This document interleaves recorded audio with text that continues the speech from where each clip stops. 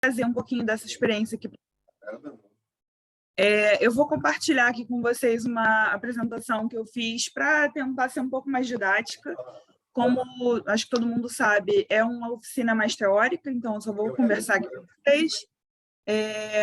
Como tem bastante gente, não sei se vai dar tempo da gente conversar muito, mas no finalzinho vou tentar deixar um tempo para a gente trocar uma ideia, tirar dúvida, e eu também fico aberta aí a tirar dúvidas depois também da oficina, se vocês tiverem, tá? Aqui, a primeira parte é mais teórica, depois tem uma parte prática mais do meu lado, né? Eu vou demonstrar alguns movimentos.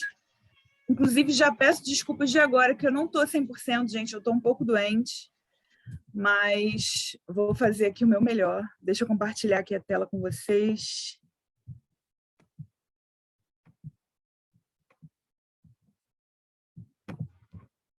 Ih, tá falando que não posso compartilhar a tela. Vou te colocar aqui de host, desculpa.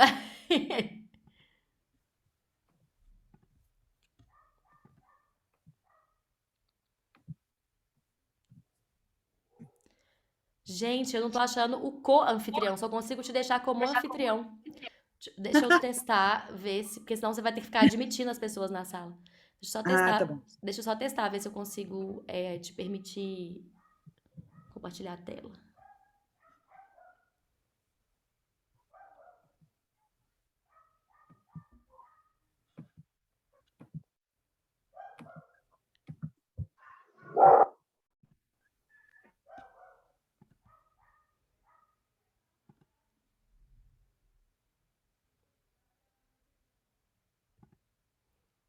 Vê se você consegue. Eu acho que foi. Agora. Acho que foi, sim. Foi? Ótimo. Bom, estou compartilhando a tela toda. Beleza? Vamos lá, gente.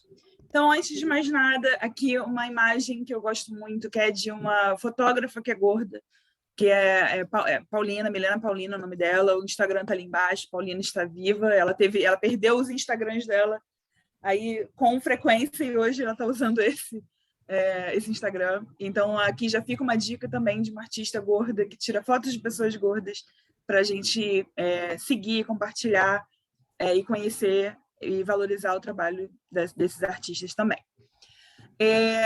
Falando um pouquinho aqui da nossa agenda, para a gente entender o que a gente vai ver, eu separei em alguns tópicos. Então, primeiro a gente vai ver um pouco de generalizações e expectativas. Vamos falar sobre pressão estética e gordofobia, que são conceitos importantes.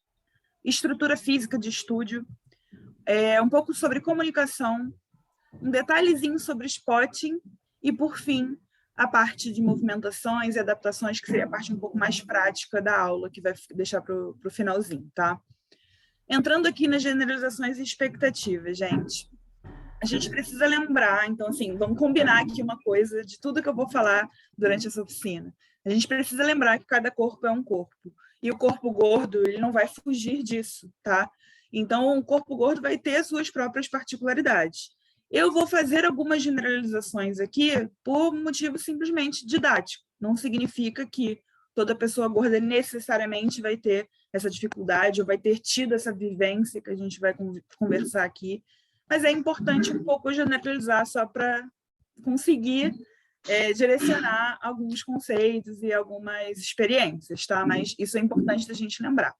E um pouco relacionado a isso, não tem fórmulas prontas, eu não tenho como passar aqui uma receita de bolo que vai funcionar exatamente para todos os alunos, todos os alunos. Então, então, a gente precisa ter isso em mente, tá? Eu vou falar aqui algumas coisas que podem ajudar, mas não vai ter uma coisa que vai funcionar para absolutamente todo mundo. E, por fim, falando sobre responsabilidade, eu estou pensando aqui em 2 pontos principais. De expectativa dos alunos, né, principalmente, e questão de autoestima, que a gente vai falar também aqui. A gente, né, como um instrutor de poli, ou, enfim, de qualquer coisa, eu acho, é óbvio que é importante a gente tentar atender as expectativas das pessoas, mas a gente não pode se cobrar muito sobre isso. As expectativas são só nossas, né? Então, cada aluno vai ter a sua própria expectativa e a gente não tem como se cobrar de conseguir atender absolutamente as expectativas de todos, senão a gente também se coloca numa posição impossível e muito difícil de se cumprir. E a questão da autoestima também. Então, assim, a gente vai falar um pouco sobre isso. A responsabilidade de construção de autoestima é de cada um.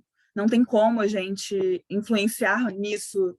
Influenciar tem, né? Mas não tem como a gente construir essa autoestima pela pessoa. Mas a gente pode tentar ajudar, ou pelo menos não atrapalhar nesse processo de cada um. Então, a gente vai falar um pouco sobre isso aqui também.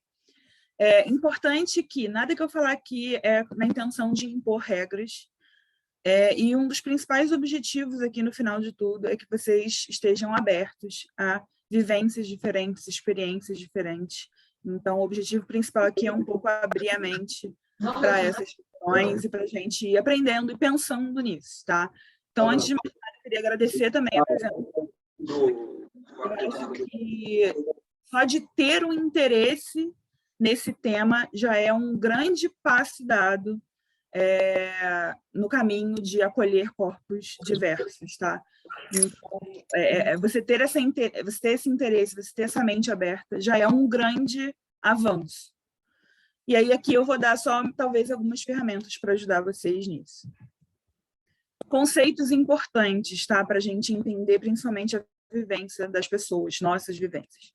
Conceitos de pressão estética e gordofobia. Aqui eu vou dar pinceladas, no final eu vou deixar algumas referências para vocês também, se vocês quiserem se aprofundar no tema. Vou falar de forma bem básica, só para a gente realmente entender esses conceitos que são importantes e a diferença entre eles. Não sei se todos conhecem esses conceitos. Quando a gente fala de pressão estética, a gente está falando de uma pressão social que todo mundo sofre. Existe um padrão de beleza, né, na sociedade, e esse padrão ele é branco, cisgênero, magro, jovem e sem deficiência, basicamente, né? Então, todo mundo vai sofrer uma pressão para se enquadrar nessas categorias, digamos assim, e mesmo as pessoas mais próximas do padrão de beleza existentes, ainda assim vão continuar sofrendo essa pressão.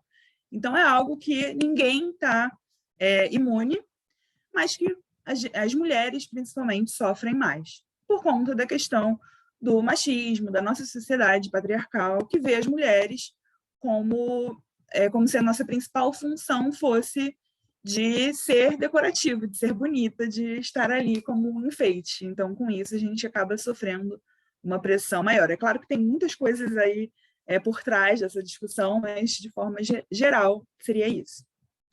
Essa pressão ela é difundida diariamente, constantemente, pela mídia, pela sociedade geral, ela se retroalimenta, né? As próprias pessoas que sofrem a pressão estética, elas pressionam outras, então isso realmente é um ciclo.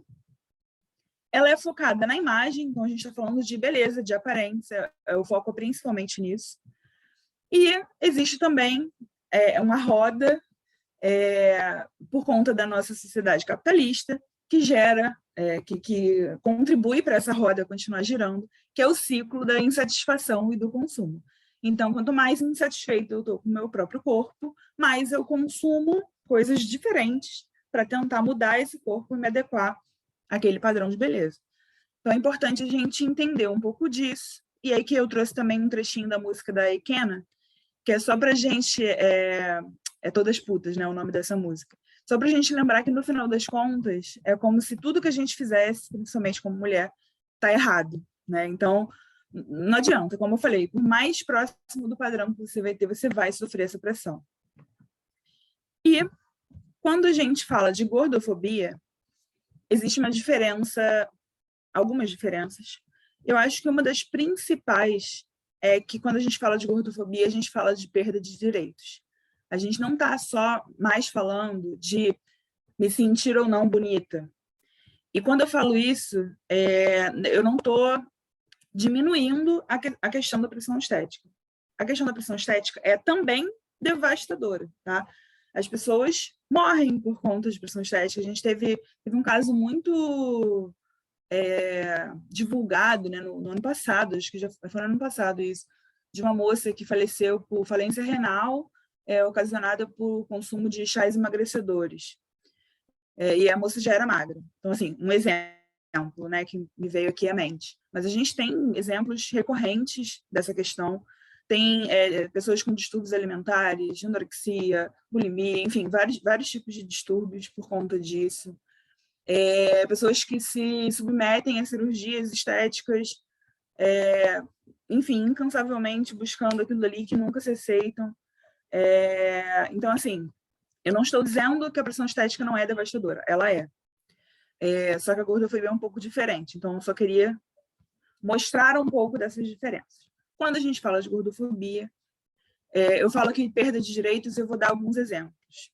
Uma pessoa gorda, ela tem o direito de ir e vir, por exemplo, muito limitado. Quando eu tenho uma dificuldade de entrar num ônibus, por exemplo, porque eu não consigo passar pela catraca do ônibus.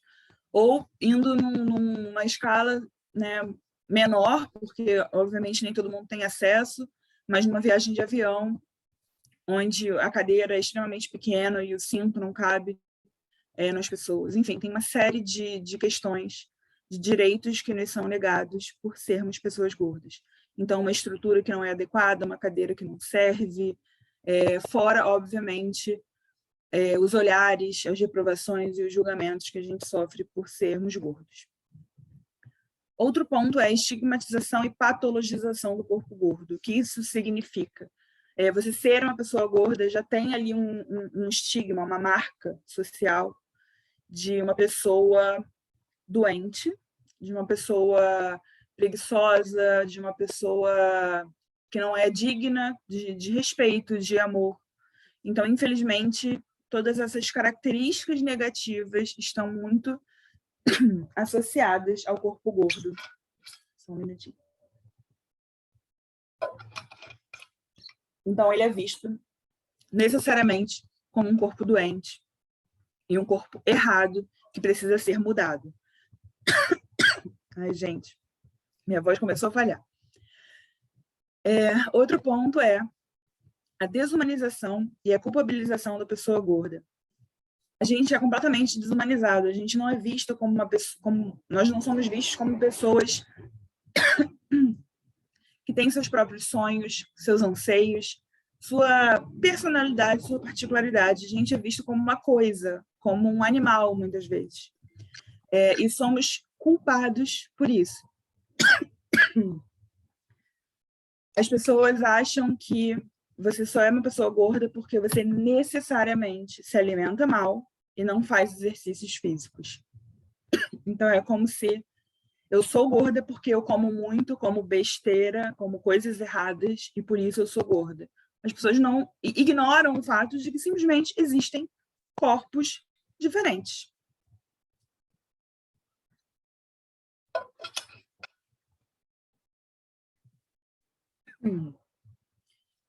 Existe, então, a aversão a pessoas gordas, né? Por tudo isso que a gente já conversou. E isso tudo, gente, é um problema estrutural, sim. E eu vou trazer aqui alguns exemplos para a gente entender o porquê que é um problema estrutural. E a gente vai entrar numa parte um pouco bad vibes aqui da nossa conversa, mas eu acho que é importante para a gente entender as vivências de nós, pessoas gordas, tá? E aqui, antes de eu entrar nesses exemplos, eu preciso fazer um recorte, né? Trazer mais um conceito que talvez nem todo mundo conheça. A gente costuma dividir um pouco entre pessoas magras, né? E pessoas gordas. E aí, pessoas gordas têm gordas menores e gordas maiores. E é importante a gente ter um pouco desse recorte, porque existem alguns privilégios ainda quanto menor você é. Então, eu, por exemplo, sou considerada uma pessoa gorda menor. Para ter uma referência, eu visto 50, 52. Então, eu vou sofrer gordofobia um pouco menos do que uma pessoa que vista mais de 60, por exemplo, tá? Então, é importante a gente ter isso em mente também, sempre que a gente fala de gordofobia e de todas essas pressões impostas pela sociedade. Bom, vamos aqui aos exemplos que eu falei meio bad vibes. Começando... desculpa. Aqui só algumas referências de livros para quem tiver interesse em conhecer mais sobre esses assuntos, tá? Temos o Lute como uma Gorda, da Malu, Sociedade da Obesidade, e o livro Peso e a Mídia, da Agnes Arruda. Bom, aqui algumas notícias, tá? Algumas manchetes de notícias. Focando primeiro em gordofobia médica. É bem possível que vocês não saibam disso, mas a gente tem dificuldades de encontrar equipamentos, macas, coisas que são pensadas para o nosso corpo, tá? Tanto em limite de peso quanto em questão de tamanho. Então, existe uma questão, por exemplo, de pessoas gordas que precisam fazer exames em hospitais veterinários, porque os equipamentos não comportam o seu tamanho ou peso. Então, você fazer, por exemplo, uma tomografia, uma ressonância em equipamento para cavalo, pensa o quão desumanizador é isso, né? Tem também simplesmente a questão de como você vai ser atendido quando você vai no consultório. Eu costumo brincar, mas honestamente é uma verdade, infelizmente, que eu posso, sei lá, quebrar um dedo aqui da mão sem querer, bati ali, quebrei. Vou no hospital, vou falar que quebrei o dedo e o médico pode virar para mim e falar, então, vamos emagrecer primeiro, depois a gente olha esse dedo, sabe? Tem uma unha encravada, sei lá, e a pessoa vai falar sobre isso. A abordagem médica é sempre, primeiro perde peso e depois a gente vai investigar o que está errado em você. Sendo que pessoas magras adoecem também, né? Então, não é que você ser gorda, esse vai ser o motivo de toda e qualquer coisa errada que pode estar havendo com a sua saúde. Então, existe uma gordofobia médica muito forte. Eu acho que é importante a gente saber disso e discutir sobre isso. Então, sempre quando alguém vem com uma história de eu estou falando aqui sobre você ser gorda porque eu me preocupo com a sua saúde, não, você não se preocupa com a minha saúde. Se você se preocupasse, você estaria brigando para que nada dessas coisas aconteceria, tá? Outro ponto aqui é sobre roupa, né? A gente não ter o tamanho das roupas. E aqui eu tenho duas questões envolvidas, assim, se eu for tentar resumir. Tem a questão de, poxa, pessoas magras podem usar a moda como uma forma de expressão, né? Você realmente uma forma de você se comunicar. E pessoas gordas já não têm tanto esse direito, né? Já é um pouco mais difícil você ter acesso a roupas diferentes para que você utilize ali delas como uma extensão da sua personalidade e tudo mais. Então tem esse ponto, que talvez seria até menos importante, talvez, do que o segundo, que é o de você literalmente ter uma roupa para frequentar os ambientes, para você sair de casa. E aí aqui entra muito aquela questão de gordas maiores e gordas menores, como eu comentei, tá? Pessoas gordas maiores vão ter muito mais dificuldade disso, principalmente quando são pessoas mais pobres, porque aí sim, né, tem ainda mais dificuldade de ter acesso a essas roupas. Tem pessoas que não conseguem sair de casa, que basicamente se vestem utilizando um lençol, porque não conseguem roupas para os seus corpos. Outro ponto, gente, é sobre emprego. Como eu falei, existe um estigma, né, do corpo gordo, de que são pessoas preguiçosas, incapazes, e aí tem toda também uma questão capitalista ali envolvida. E, infelizmente, muitos empregadores têm esse preconceito na hora de contratar e não contratam, ou então não promovem, enfim, tratam pessoas gordas de forma diferente. E, além disso, pode ter uma questão simples, por exemplo, como tamanho de uniforme. Você deixar de contratar uma pessoa gorda porque você não tem ou não quer fazer um uniforme de um tamanho maior, tá? Isso daqui vai para também qualquer nível, qualquer tipo de emprego, isso é uma coisa, infelizmente, recorrente. Essa matéria em si que eu peguei é de 2011, se eu não me engano, mas, honestamente, eu duvido que tenha mudado muito com relação a isso. E, por fim, gente, mais um exemplo aqui sobre como nós somos desumanizados. Eu trouxe um exemplo de uma menina, que já tem tempo essa história, tá? Que depois de muito bullying que ela sofreu, ela infelizmente tirou a sua própria vida. Ela tinha 17 anos, se eu não me engano. E o que eu quis trazer aqui é que mesmo com esse final incrivelmente trágico, as pessoas ainda se sentem no direito de atacar esse corpo, né, essa pessoa, e quando ataca essa pessoa, não está atacando só ela, está atacando toda e qualquer pessoa gorda, tá? Bom, por que eu trouxe um pouco dessas visões, dessas histórias, dessas vivências? para a gente entender um pouco das diferenças e pensar nesses exemplos que acontecem no cotidiano, infelizmente, entender essas vivências. Então, quando entra uma pessoa gorda no estúdio, ela muito provavelmente já passou por situações como essas, tá? Como eu falei, cada um vai ser cada um vai lidar com isso de forma diferente, mas existe uma grande possibilidade dela ter vivenciado coisas do tipo, e isso vai fazer parte ali da história dela. E, por fim, gente, também um alerta, que a gente vai falar disso um pouquinho mais para o final, para a gente pensar um pouco no nosso discurso, né, nas coisas que a gente fala e também na prática, né, como a gente coloca essas coisas em prática.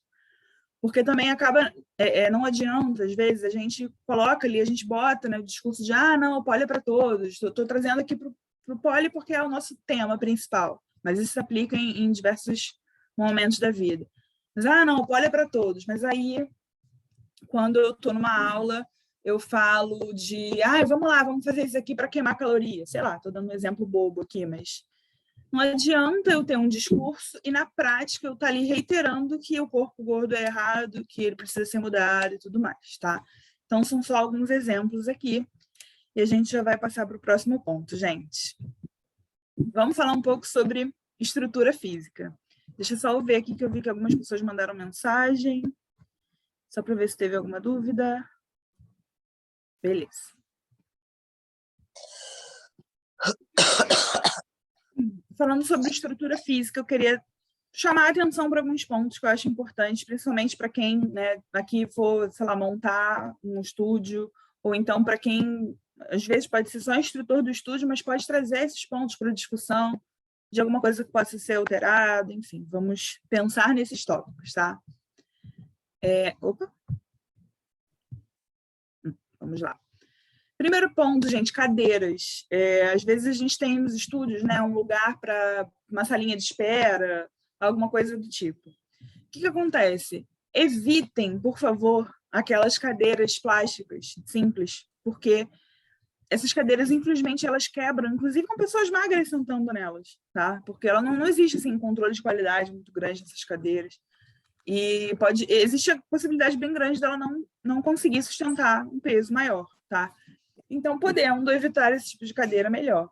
E outro alerta é com relação a cadeiras que tenham um encosto de braços, porque às vezes a cadeira ela é uma cadeira mais robusta, que sustenta um peso maior, mas ela é muito pequena e o encosto ali dos braços ele acaba limitando ainda mais o espaço. Então, você não consegue encaixar um quadril maior ali, por exemplo. Então, fica aqui um comentário mesmo, né? Se eu estou ali escolhendo cadeiras, tentar pensar nisso, ver uma cadeira um pouco mais ampla, que não tem encosto dos braços, que consiga suportar um peso maior. Isso aí tem nas informações, normalmente, o limite de peso. E aí, aqui até um alerta para, por exemplo, pessoas que dão aula de chair dance, né? De aula de dança na cadeira. Então, de como adaptar isso, de como ter cadeiras mais adequadas para esse tipo de prática, né? Então, um alerta aqui para a gente pensar nisso. Outro ponto, gente, banheiros. É muito comum, acho, em estúdio, a gente chega, às vezes, com a roupa do trabalho, vai lá, vai trocar de roupa antes de ir para a aula, né? Usar o banheiro. E aí, eu preciso de um espaço, gente, mínimo, para conseguir me mexer ali dentro do banheiro e trocar de roupa, né? Quando o banheiro é extremamente apertado, isso fica um pouco difícil. E assim, eu sei, né, que os espaços são alugados, nem sempre a gente consegue ter um espaço realmente adequado como a gente gostaria. Mas então vamos pensar em coisas que a gente pode fazer para tentar deixar aquele lugar um pouco mais acessível, né? Então, de repente, ter um lugar separado de troca de roupa, que seja um pouco, né, mais aberto, que não seja ali dentro do boxezinho, por exemplo, talvez, né, com uma cortininha só. E aí o próprio box, a porta, né? Às vezes aquela porta entra, aí você entra no box, você não tem espaço para você conseguir fechar a porta, você tem que se encolher toda, quase subir no vaso para fechar a porta. Então, assim, de repente, uma porta de correr, sabe aquela portinha sanfonada de plástico? Enfim, pensar em coisas, né? Como um corpo maior vai se comportar nesse local aqui, né? Como a gente pode fazer com que fique um pouco mais confortável para um corpo diferente. Outro ponto, gente, as barras de pole dance. Eu trouxe aqui alguns prints, né, alguns exemplos das 3 marcas que eu conheço, marcas brasileiras. E, na prática, 2 delas, basicamente, falam que existe um limite de peso de 120 quilos. Eu não sei se vocês têm muita noção do quanto isso representa, mas não sei se vocês lembram, eu falei que eu sou uma pessoa gorda menor. Eu peso isso, tá? Eu peso 120.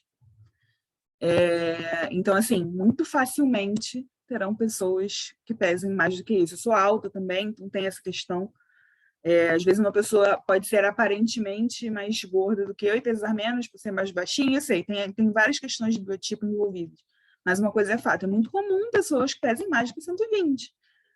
Então, você falar que existe esse limite é muito preocupante. Até porque, na prática, a gente sabe que não existe esse limite. Né? A gente sabe que a gente acaba tendo muito mais peso ali na barra.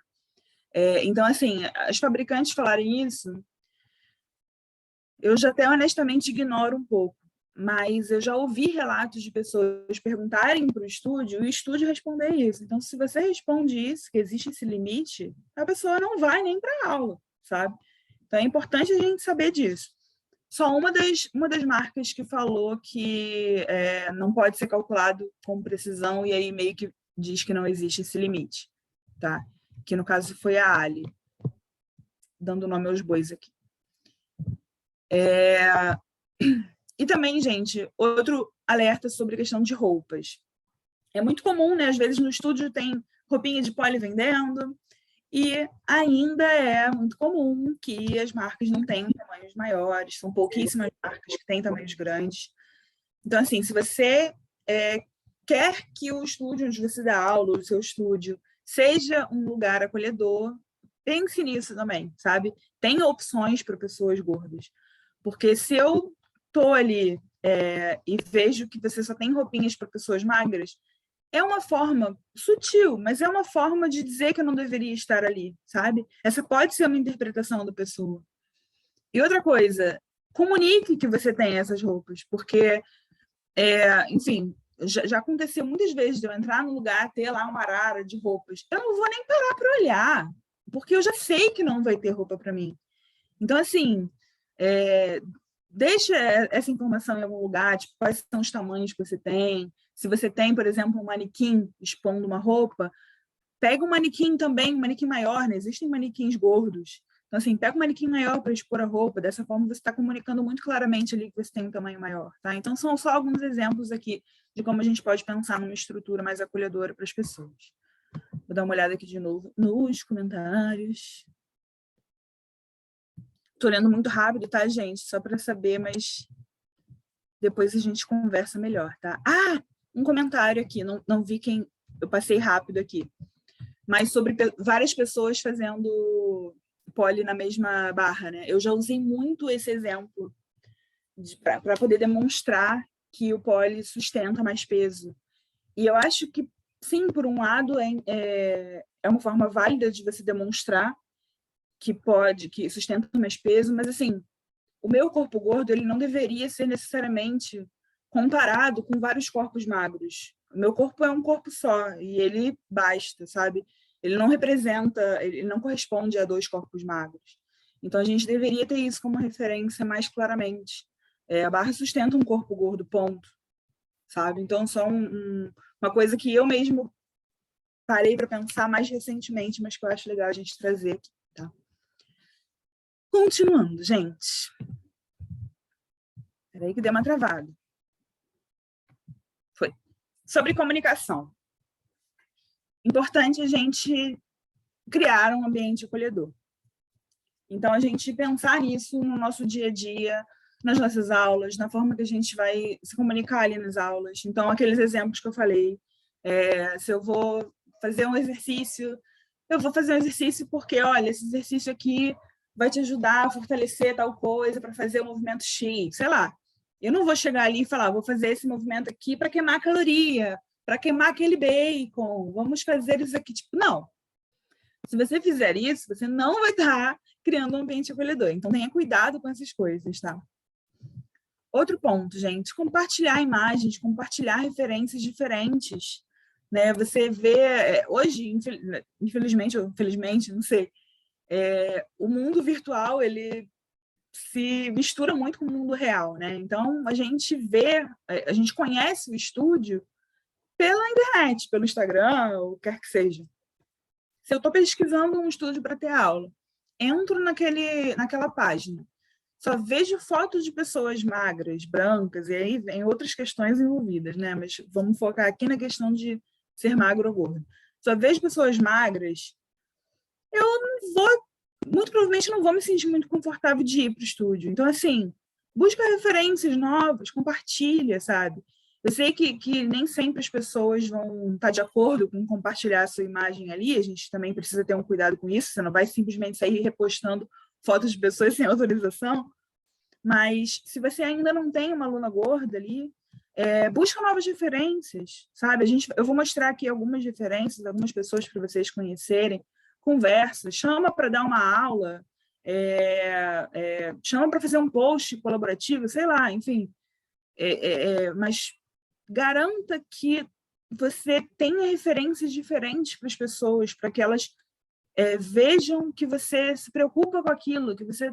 essas são formas de você criar um ambiente acolhedor também, sabe?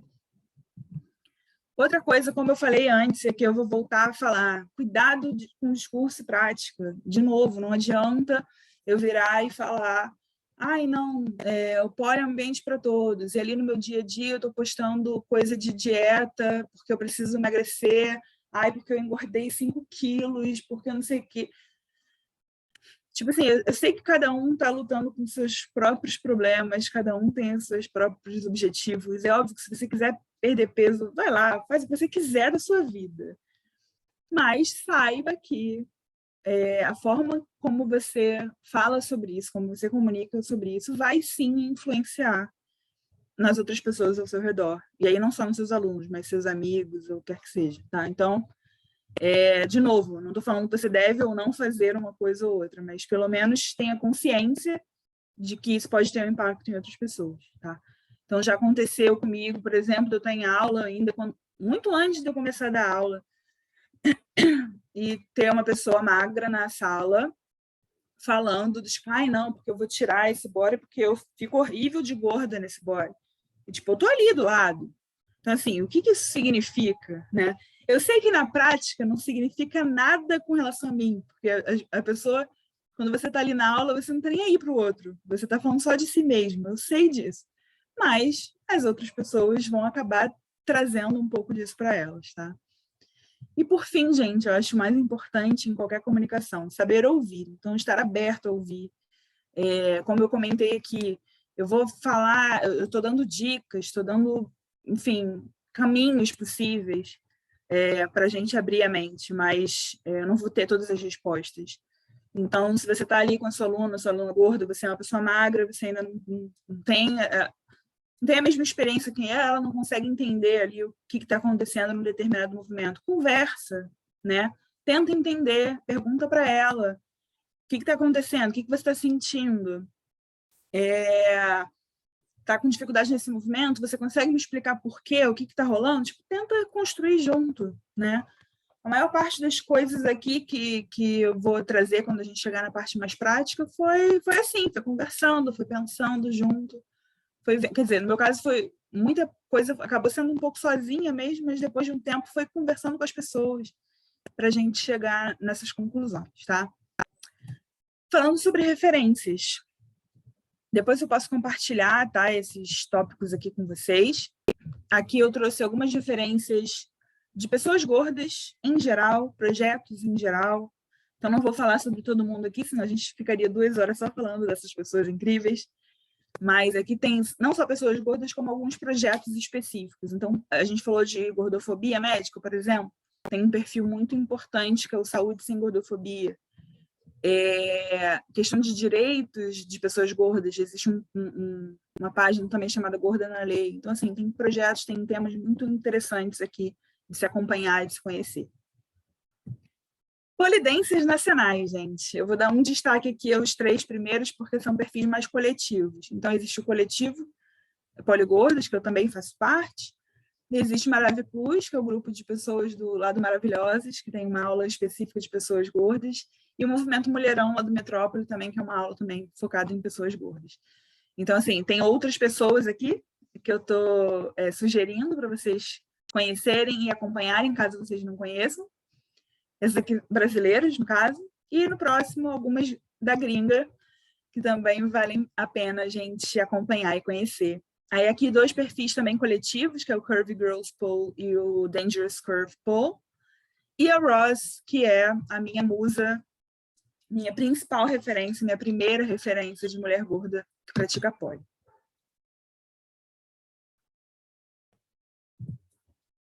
Outra coisa aqui, gente, algumas hashtags para a gente acompanhar, né? Aqui a gente consegue ver outras pessoas praticando. Então, tem a própria hashtag do Poligordas ou Pedegordas, tem a do Curvy Girls Pole, enfim.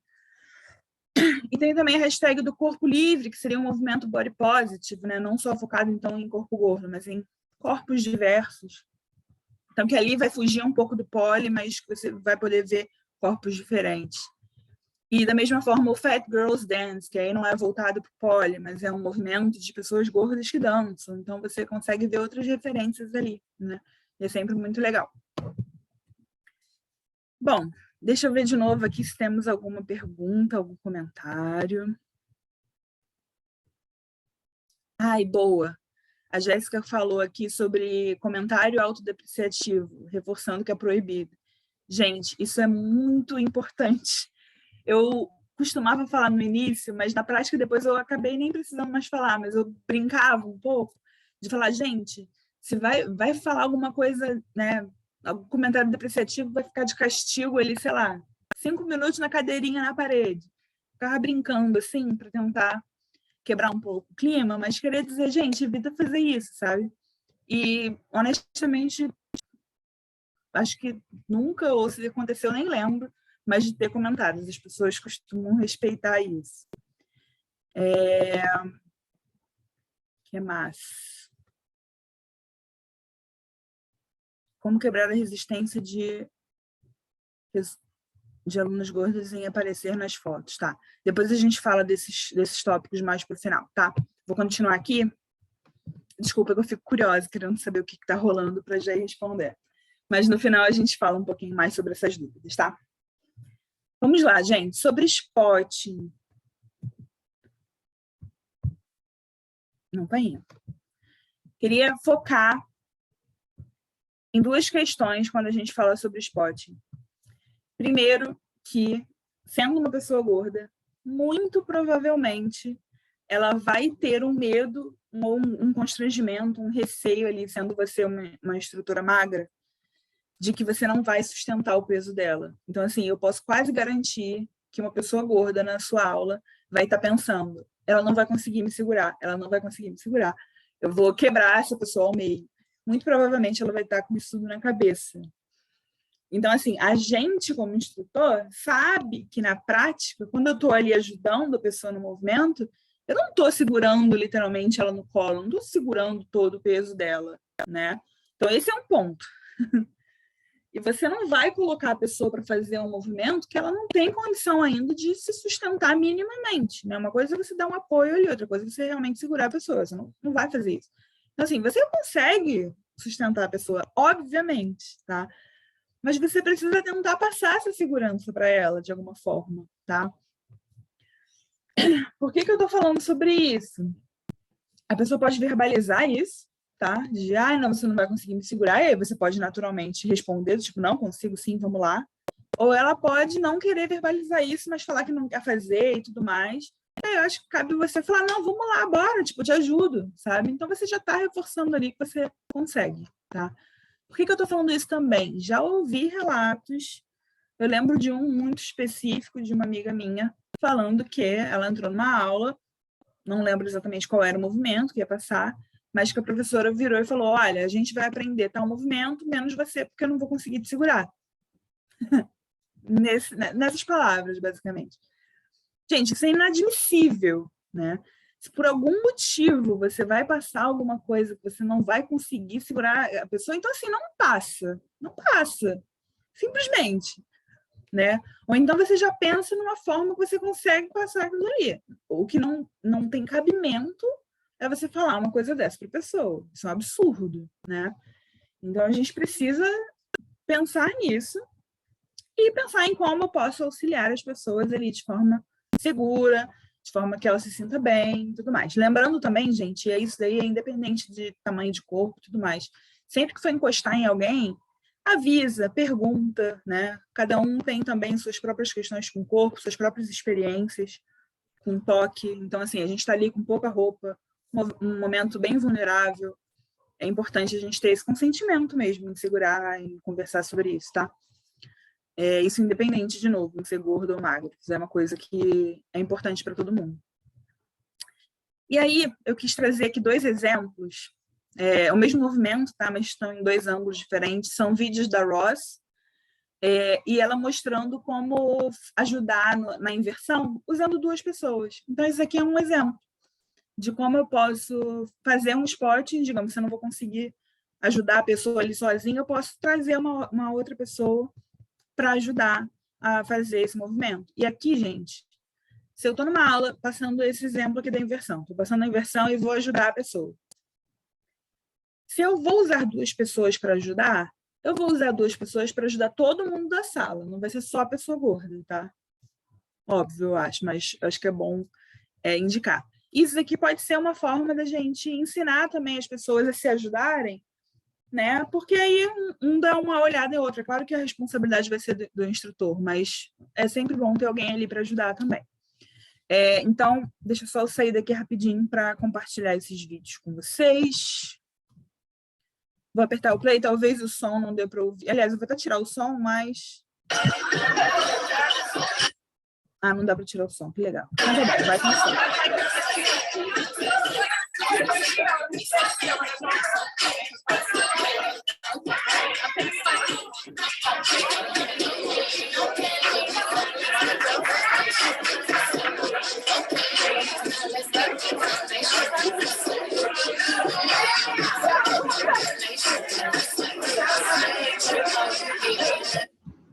Tá, esse foi um vídeo, aí um outro agora só num...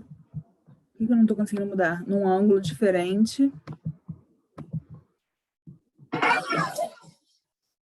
A Ross, perfeito.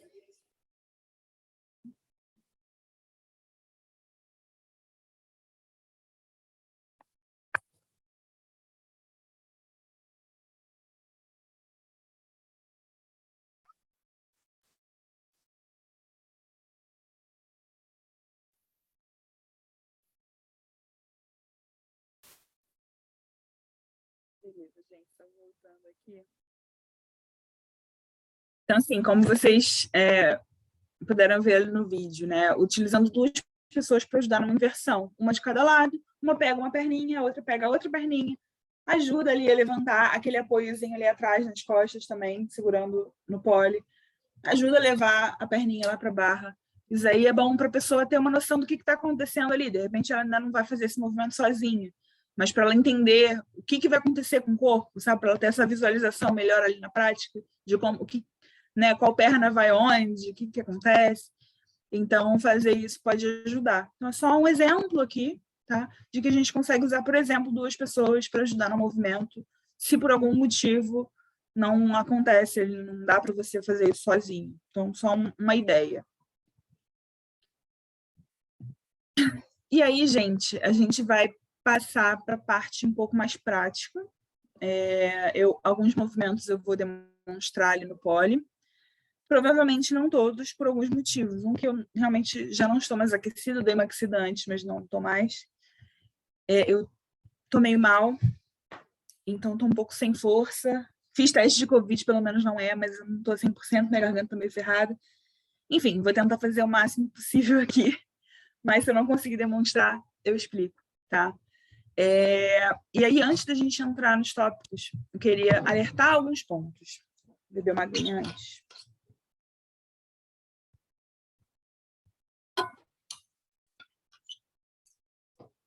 Algumas coisas eu já falei, mas para reforçar. Como eu falei lá no início, eu vou generalizar aqui e falar coisas que pessoas gordas, por exemplo, têm dificuldade. Isso não significa que ser uma pessoa gorda necessariamente vai significar que a pessoa vai ter dificuldade em tudo ou nesses movimentos. Não. Cada pessoa vai ser uma pessoa. Mas eu estou generalizando aqui algumas coisas que eu vi de serem um pouco mais comuns e vamos explicar o porquê disso, tá? Mas cada um vai ter uma facilidade, cada um vai ter uma dificuldade. Eu acho que cabe a gente, como instrutor, tentar mostrar isso para a pessoa também, tentar fazer com que ela possa enxergar o que ela consegue fazer, o que ela tem mais facilidade de fazer.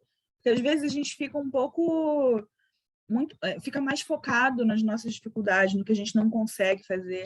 Então acho que cabe a gente ali tentar orientar e mostrar isso para as pessoas, né?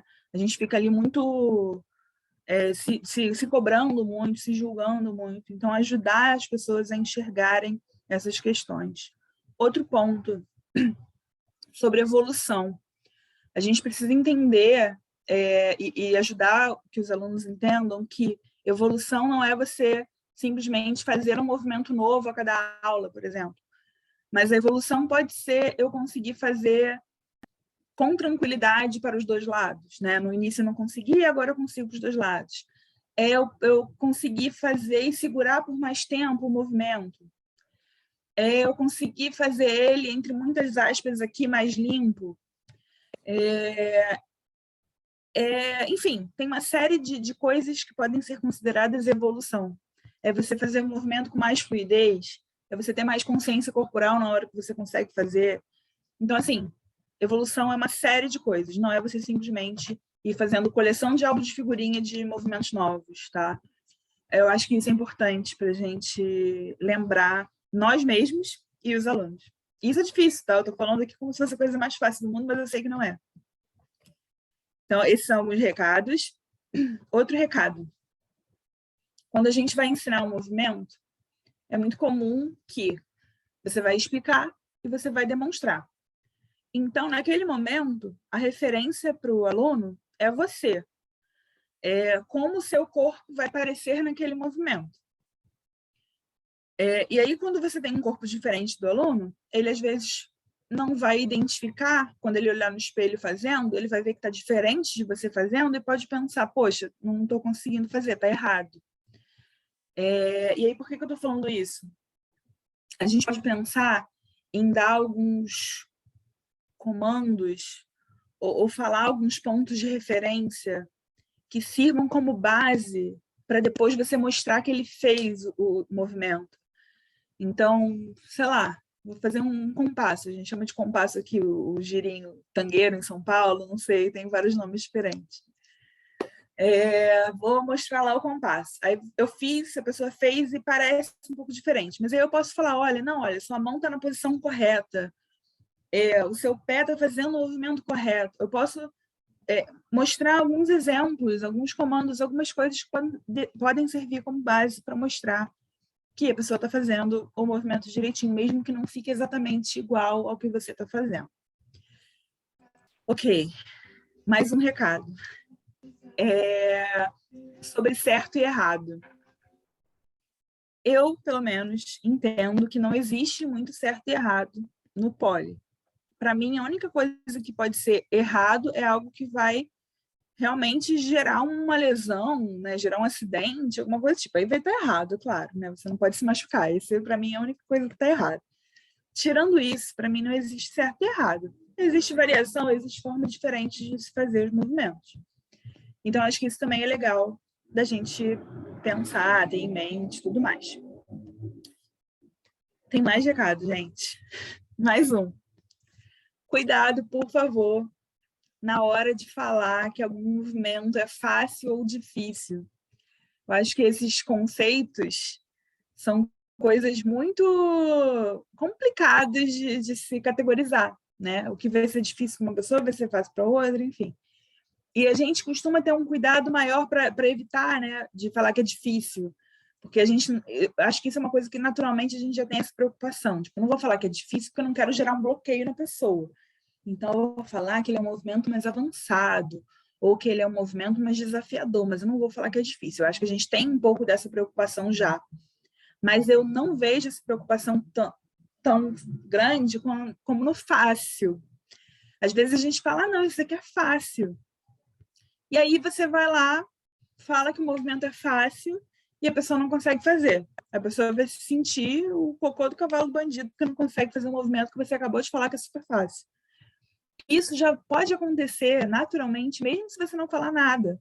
Porque pode chegar lá, aconteceu comigo, né? Por exemplo, eu fazia uma turma, era a mesma turma frequente, né? Então eu estava lá, um movimento, nenhuma aula eu conseguia fazer. Estou, sei lá, meses tentando fazer movimento e não consigo. Aí chega uma pessoa, segunda aula consegue. Eu já posso me comparar ali naturalmente de achar que tá ruim o negócio. Imagina se você vira e fala que o movimento é fácil, né? E aí, nessa linha, eu acho que é importante a gente reforçar também que movimento básico não significa ser movimento fácil, porque fácil é relativo. Então, movimento básico é movimento de base, né? São movimentos que tem ali uma base que te levam ao outro. Enfim, não significa que é fácil, né? Aliás, eu não acho nada que a gente faz ali fácil. A gente está fazendo, a gente está ali com pouca roupa, fazendo coisas mirabolantes na frente de um espelho com outras pessoas, segurando uma barra de metal, contra as leis da física, sabe? Então, assim, eu não acho que nada seja fácil. Eu acho que é importante a gente ter isso daí em mente também. Acho que tem mais outros recados, mas aí ao longo da conversa eu vou lembrando e a gente vai falando. Sim, mais um. Desculpa, gente. Muitos recados. Sobre uma valorização muito grande que a gente faz de força e flexibilidade. Se a gente foca apenas nesses pontos, isso aí vai além de ser gordo ou não, tá? Eu acho que a gente deveria focar em outras questões além disso, tá? Quando a gente foca só nisso, a gente acaba excluindo uma série de outras coisas que a gente trabalha no poli, que pode ser a fluidez, musicalidade, memória, coordenação motora, consciência corporal, enfim, inúmeras coisas que a gente pode trabalhar, a expressividade, enfim, várias coisas que a gente pode trabalhar além de força e flexibilidade. Então, acho que é legal a gente pensar nessas coisas. Falei pra caramba, e agora vamos para a parte prática. Gente, muito na hora certa. Muito organizada essa menina. Vamos lá. Eu separei 10 movimentos, porque eu acho que são movimentos importantes para a gente pensar. Não, vão ter coisas aqui que não vai ser aplicado só para aquele movimento, ele pode ser aplicado para outros. Então, a gente vai falar um pouquinho sobre eles, e aí vocês podem utilizar essas dicas, enfim, essa mentalidade para pensar em outras questões também. Começando pelo começo, pela subida, que é uma das coisas que a gente aprende no início, né? E aí eu vou virar aqui o computador para a barra. Eu não sei se vocês conseguem me ver. Por enquanto não, porque está tudo embaçado, eu sei. Mas enquanto eu compartilho a tela também. Espera aí.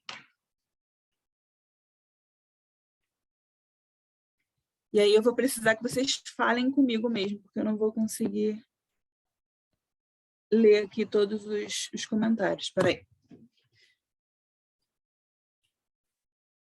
Vocês conseguem me ver aqui?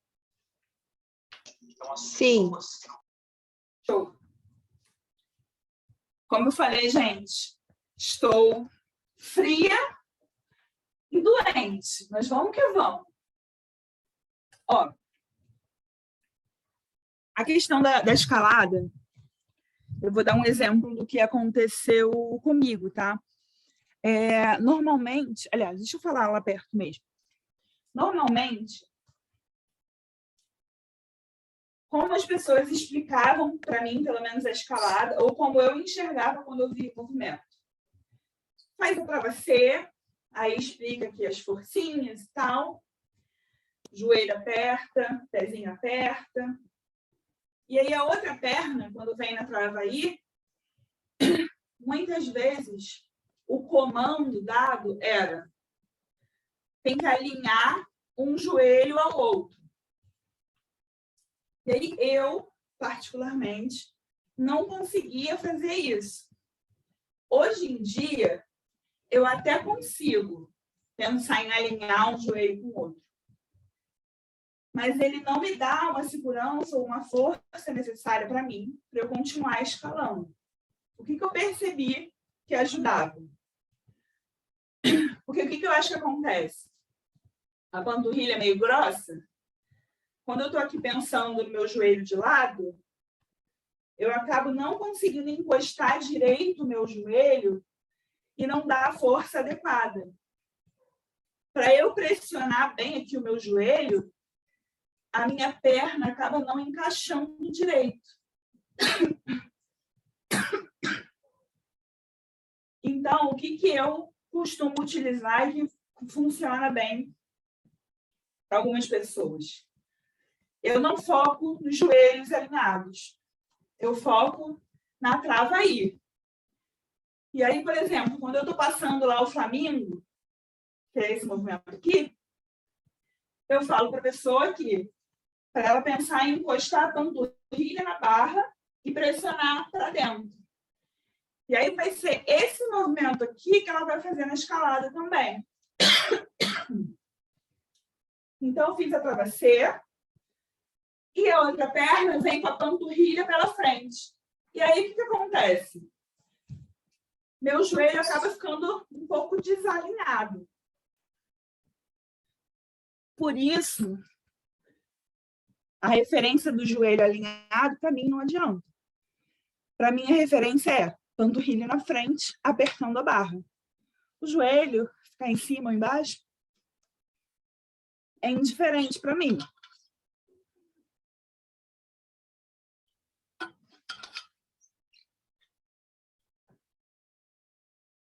Então, esse é um ponto que me ajudou muito. Gente, minha garganta está fora. E que ajudou já muitas pessoas também, que eu já dei aula, que eu já conversei. Então, fica essa dica, eu acho que é bem importante. Pode desligar o negócio embaçado, posso? Como é que eu faço isso? Vocês vão ver a zona que tá. Vocês ignorem a zona que tá, essa parte não.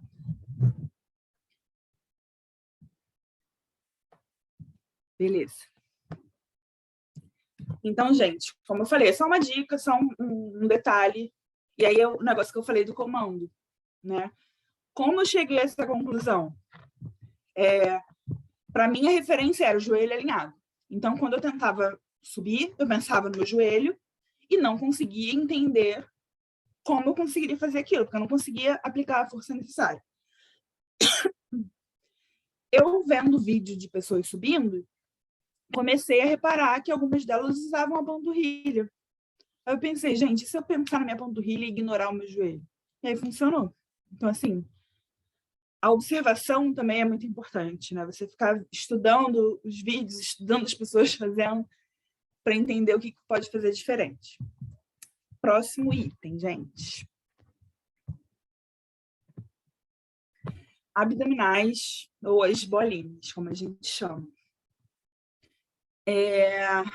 Vamos lá. Tem algumas formas aqui, se tivesse mais alguém seria melhor, mas vamos lá. Como eu costumo passar as bolinhas. O spot, né, como eu costumo fazer, a pessoa vai estar aqui na posição. Eu venho, dou tipo uma abraçada nela aqui. Então, eu dou quase uma encoxadinha nela aqui do lado. Minha mão atrás, em copinho, para não esmagar o dedão. Segura aqui a barra. Eu dou uma apertadinha. Eu posso segurar uma perna dela e pedir para ela levantar a outra. Estou dando aqui um suporte para ela. Ela está fazendo ali a força necessária, mas eu estou ajudando ela um pouquinho ali na perna. Então, esse é um ponto. Agora, sei lá, Covid e tudo mais, não quero encostar, ou então estou em aula online. Como a gente poderia fazer? Aí tem uma dica, eu vou compartilhar isso aqui com vocês também, tá? Tem um vídeo da Ross. O que ela faz? Em vez de estar ali segurando uma perninha, ela coloca uns bloquinhos embaixo. Eu acho que o bloquinho pode ser um pouco perigoso, porque ele pode virar, mas de repente um banquinho mais alto, tipo aquele step, sabe? Alguma coisa do tipo, para que a pessoa consiga pisar nessa alavanquinha ali para ficar com uma perna mais alta e aí sim fazer a força com a outra perna.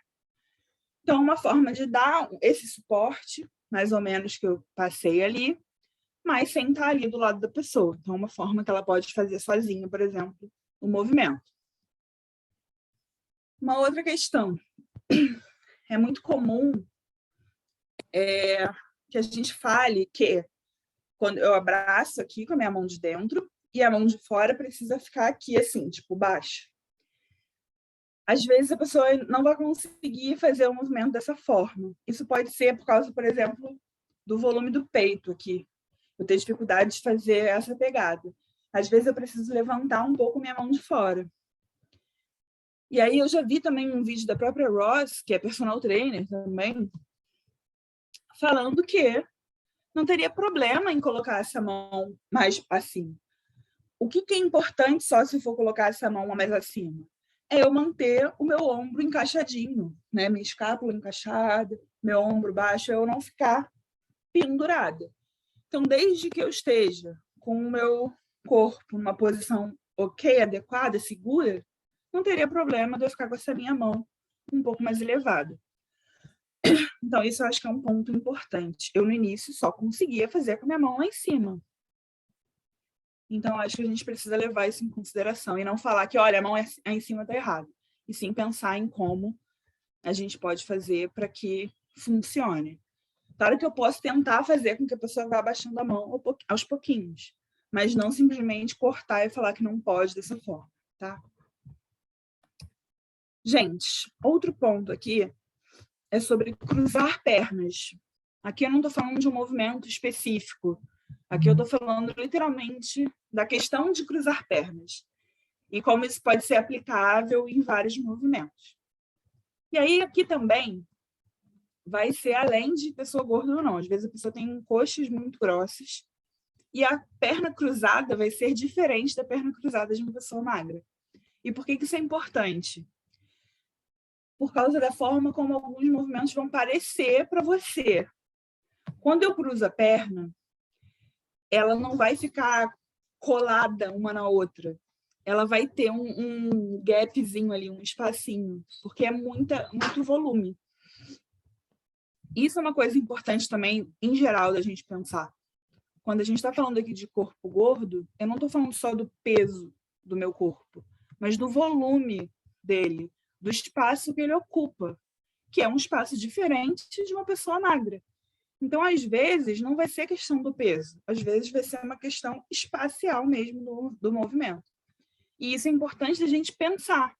Então, quando eu estou ali conversando com a aluna para poder entender o que está acontecendo, eu preciso pensar que a perna dela, a coxa dela pode estar no caminho, o peito, a barriga, enfim, pode ter carne ali no meio do movimento, tá? E aí a gente precisa pensar em como ajustar isso para que funcione no corpo dela. Lembrando que as coisas é que precisam se adaptar ao nosso corpo, não é o nosso corpo que precisa se adaptar às coisas. Isso vale para roupa, para pole, para pessoas, para tudo. Mas aí eu vou dar um exemplo aqui de cruzar a perna na barra também. Tipo um sitzinho básico. Meu Deus, minha perna está meio suada, mas vamos lá. Quando eu cruzo minha perna aqui na barra, além da minha perna grossa, tem a porcaria de um ferro no meio do caminho. Então, assim, vai ter um espaço grande. Eu vou ficar de lado. Se eu cruzar a perna, vai ficar esse espaço grandão aqui, ó, esse triângulo aqui. Isso significa que eu não estou segura? Não. Só significa que parece um pouco diferente. Aí, o que pode ter de diferente? Quando uma pessoa magra cruza as pernas, o joelho que está em cima, ele fica um pouco mais apontado para cima. E quando eu, por exemplo, cruzo, ele fica um pouco apontado para o lado. E isso pode dar essa sensação de que estou com a trava aberta. Mas não. Desde que eu esteja aplicando ali a força necessária, está tudo tranquilo. E uma coisa que eu posso fazer, por exemplo, é pensar em dar uma pendidazinha para o lado. Isso daí também já vai ajudar a fazer esse ajuste, se for necessário. Beleza? Depois eu leio os comentários, gente. Vela. Aqui, para mim, esse é um exemplo de um movimento básico, mas que não significa um movimento fácil.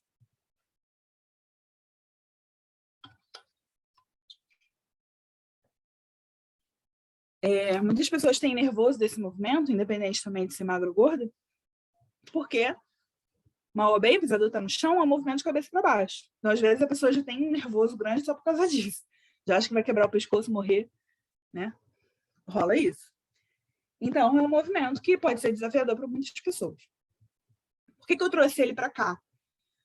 Porque uma coisa que é muito comum é não ser uma questão de força, ou enfim, mas ser uma questão de desconforto, porque quando a gente está nessa posição, o peito sufoca a pessoa. A pessoa tem um peito grande, o peito desce para a cara e sufoca a pessoa. Então, essa pode ser uma questão. Então, assim, tenha isso em mente quando a pessoa fala que não consegue fazer um movimento. Ela pode não estar conseguindo respirar no movimento, tá?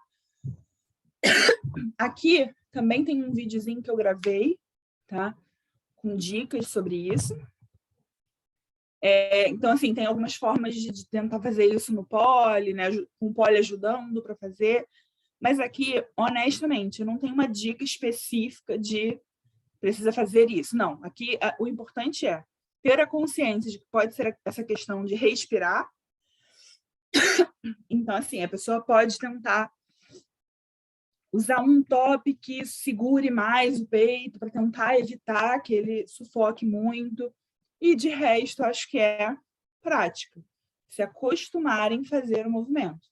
E aí, depois, vendo esse videozinho mais detalhado, vocês podem ver algumas dicas ali que eu dou de como fazer. Não vou entrar aqui, senão a gente vai ficar, sei lá, 5 minutos só falando disso, tá? Então, só para deixar algumas dicas mais amplas, tá? Outra questão, gente. Pegada de antebraço. Por que eu estou trazendo esse exemplo? Eu, por exemplo, tenho muita dificuldade de fazer a pegada de antebraço. Eu consigo, às vezes, até fazer uma vez só, tipo, do chão, eu consigo montar e me sustentar para fazer. Mas, tipo, continuar fazendo uma escalada, intercalando pegada de antebraço. Eu já tenho mais dificuldade de fazer. E algumas pessoas também têm essa dificuldade, e aí pode ser por vários motivos. Um deles também é a questão de tamanho de peito, sabe? De você colocar o braço aqui e tem ali peito no caminho, que pode te atrapalhar um pouco de fazer essa pegada. E aí, por que eu estou trazendo esse exemplo? Isso aqui pode ser aplicado em vários outros movimentos. É a gente pensar por que eu estou colocando essa pegada ou esse movimento nesse combo, nessa ala, enfim, qual é o objetivo dessa pegada? E aí eu vejo 3 objetivos, pelo que eu já observei, né, de ver por que as pessoas colocam ele, enfim, em algum momento. Eu entendo que essa pegada, especificamente, tem 3 objetivos. Um deles é um objetivo puramente estético, de parecer mais bonito, mais leve, de se fazer. Esse pode ser um dos objetivos.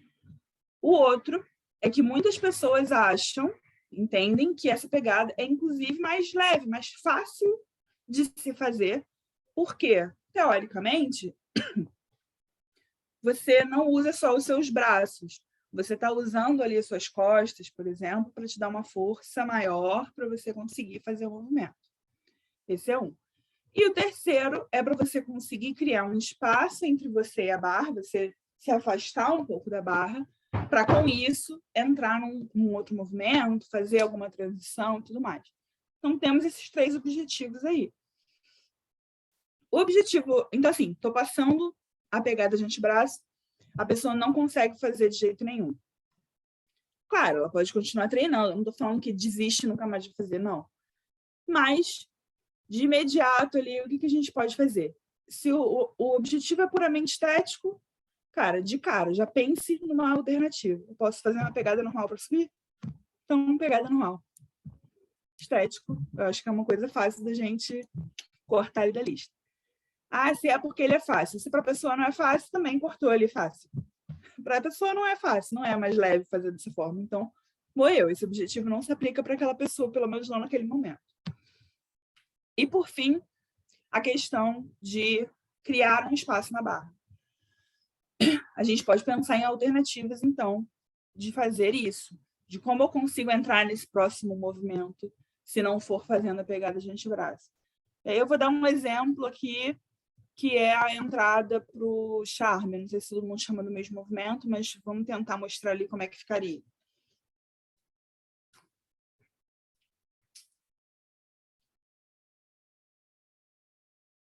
Joelhinho suando.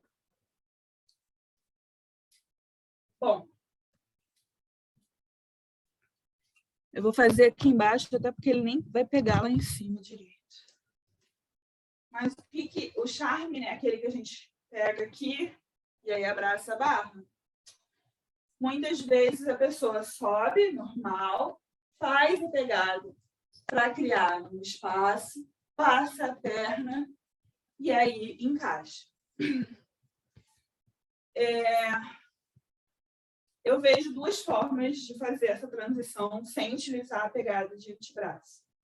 A primeira é eu usando a mesma pegada do strong hold, aquela pegada de força, que a pessoa muito provavelmente já vai ter alguma prática de fazer as abdominais, tudo mais. Então, eu vou ter subido, vou precisar dar uma sentadinha para dar uma afastada. Então, se eu vou levar meu bumbum para trás, vou abraçar a barra, me sustentei aqui, passei o meu corpo, tá? Não estou fazendo isso de cima porque eu estou meio ferrada, mas essa é uma forma.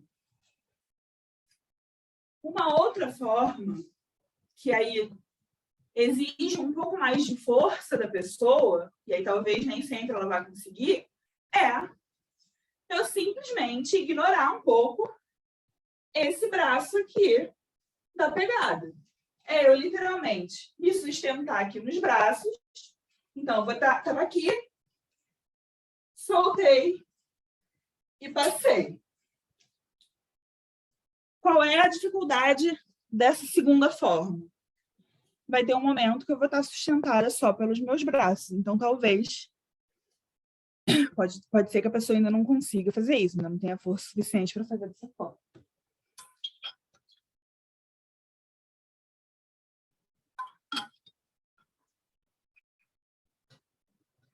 Mas, lembrando, o objetivo aqui é vou passar a pegada de antebraço ou alguma outra coisa. Qual é a função dela ali? Ela pode ser substituída por outra coisa? O que eu consigo colocar? Tá? Isso é uma coisa que eu acho que a gente pode pensar em vários momentos. Eu, pelo menos, sempre que eu monto alguma coisa, eu penso quais são os pontos mais críticos aqui? O que pode dar errado? Né? O que as pessoas vão ter mais dificuldade? O que eu já posso pensar em alternativas? Acho que é uma coisa que a gente pode fazer. Seguindo para os próximos movimentos, e depois a gente fica com um tempinho para conversar, tá? Martini! Gente, eu já fiz. Também tem vídeo, tá? Depois vocês podem ver. Mas para mim é o meu nêmesis, assim. Eu tenho um ódio mortal por esse movimento. Por quê? Ele foi um movimento que falaram, um movimento fácil de se fazer. Super básico. E aí eu tava lá, há meses tentando fazer, as pessoas iam na primeira aula, faziam esta caceta, e eu ficava, não sei fazer essa merda. E para mim, o que acontece nesse movimento? É uma figura que eu estou completamente compactada. Da forma tradicional que se ensina, não é? Da forma que a Dai está aqui na foto, mas com aquela perna de fora sendo segurada ali pela mão. Normalmente é assim que ensinam. Esse é o movimento base. Esse é o Martini certo. É assim que normalmente se ensina. E aí, o que acontece nessa figura? Eu estou toda compactada ali. Eu tenho minha perna, meu peito, minha barriga, meu braço, tudo ali ocupando o mesmo espaço, que é algo difícil na física, e eu preciso me sustentar nessa posição. Então, ó, esse é um exemplo que eu falei, tem a questão de volume corporal. Então, para mim, esse movimento é um movimento que não rola, não daquela forma. E aí, qual é a minha proposta? Quando eu vou ensinar um Martini, por que não ensinar dessa forma, por exemplo, que a Dai está? Ou, ainda mais, por que não ensinar dessa forma, mas com a pegada normal, pegada com a mão? Para mim, o que caracteriza o Martini é aquela perninha levantada e o corpinho tipo um V, tipo a tacinha do Martini. Então, para mim, o movimento básico do Martini é essa posição que está na foto, com a mão segurando em cima. Para mim, esse é o Martini. Ponto. Fez isso, fez o Martini.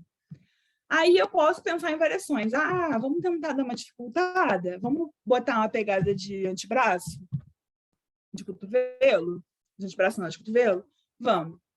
E aí tenta fazer como a Dai está ali na foto. Aí já é um dificultador, já é um passinho a mais, tá? Aí vamos tentar botar mais um negócio? Tenta pegar essa perna de fora. Aí, beleza.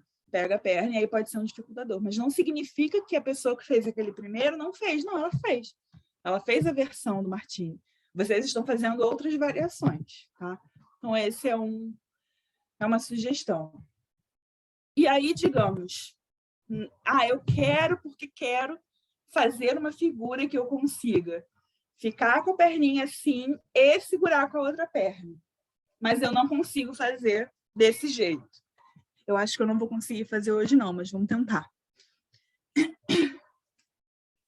Por que a gente não pensa numa outra forma? Tipo, dessa forma... Eu prendendo aqui para ficar com as coxas de fora. Dessa forma que eu vou fazer, eu não vou trabalhar a minha trava aqui de joelho, minha trava P. Tudo bem. Mas eu posso fazer tipo um sit básico, levantar minha perninha e segurar aqui.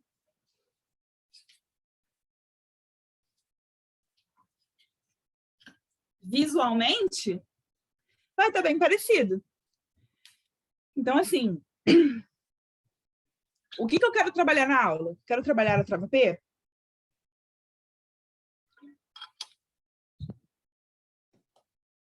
Então, passo Martini, mas como eu falei, sem se prender a trava de antebraço e segurar a perna. Coloca como variações. Não, eu quero uma figura bonitinha com aquela pose. Tem essa possibilidade, usando a trava da coxa, tá? Então, assim, pensar em alternativas, pensar em formas diferentes de passar aquele movimento. Continuando. Águia. Por que eu coloquei esse movimento aqui?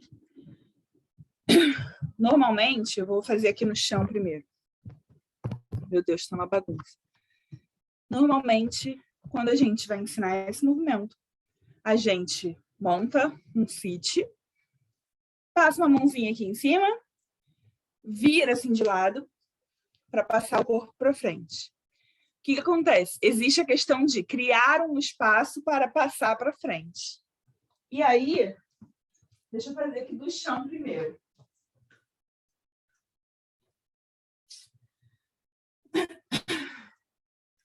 Eu, quando passo esse movimento, primeiro faço literalmente isso que eu estou fazendo aqui.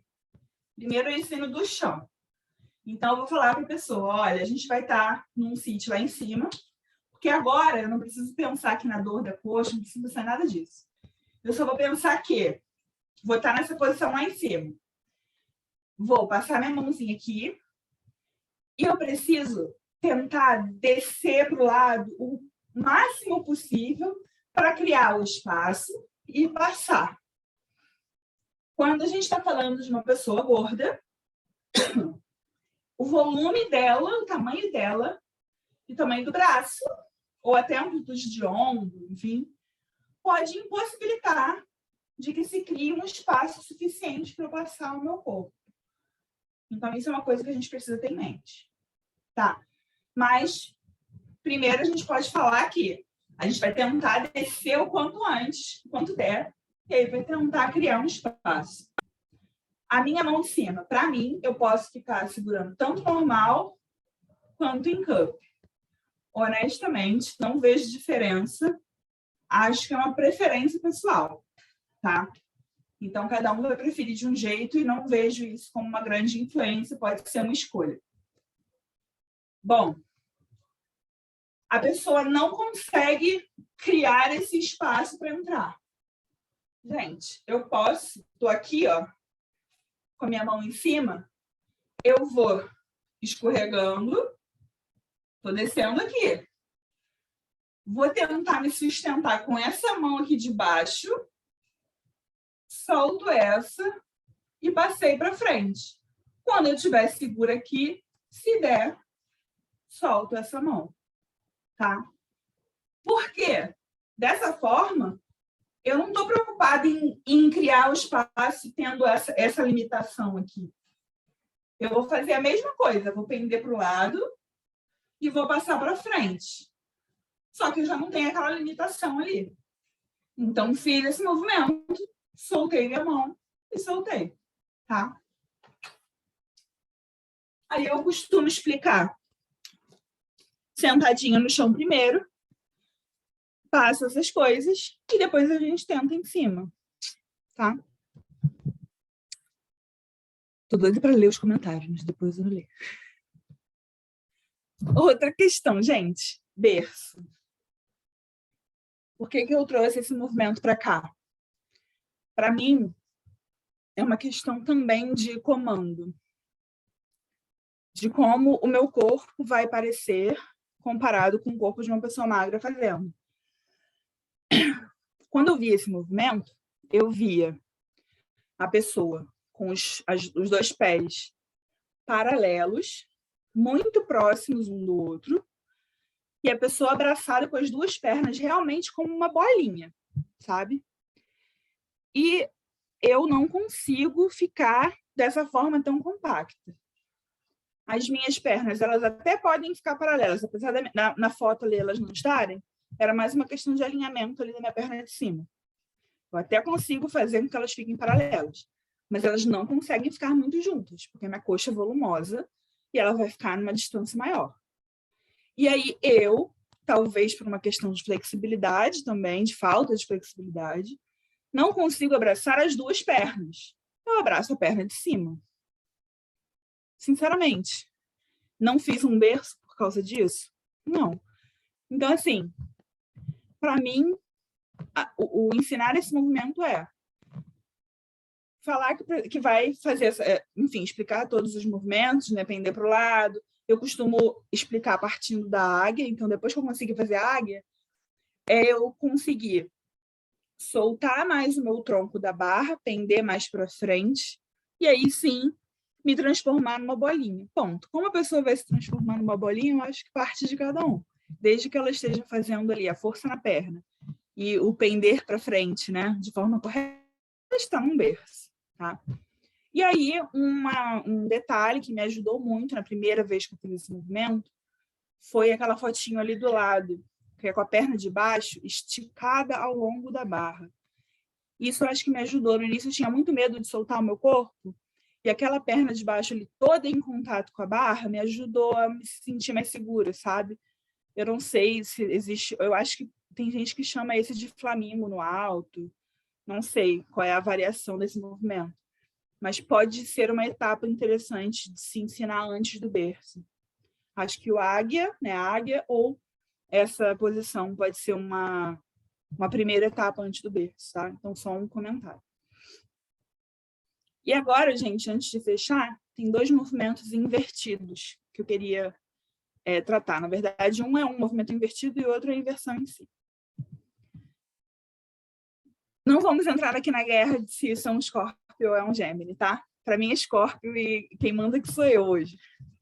Então isso aqui vai ser um Escorpio. Mas enfim, o movimento que a gente está ali de cabeça para baixo, pendurado pela perna de fora, tá bom? Vamos combinar que é esse aí. Essa foto aqui é da Carla Sanches, que não é uma pessoa gorda, tá? Mas foi uma fotinho que eu achei que dava para ilustrar bem o que eu queria. E aí eu peguei essa foto dela, tá? Por que eu queria mostrar esse movimento? Uma coisa que eu já ouvi muito nele é: não posso ver um espaço de jeito nenhum ali entre o joelho e a barra. Não pode passar nem sinal de Wi-Fi, tem que estar fechado completamente. E assim, eu ainda não consigo fazer 100% Scorpio, não, Gemini, enfim, esse movimento.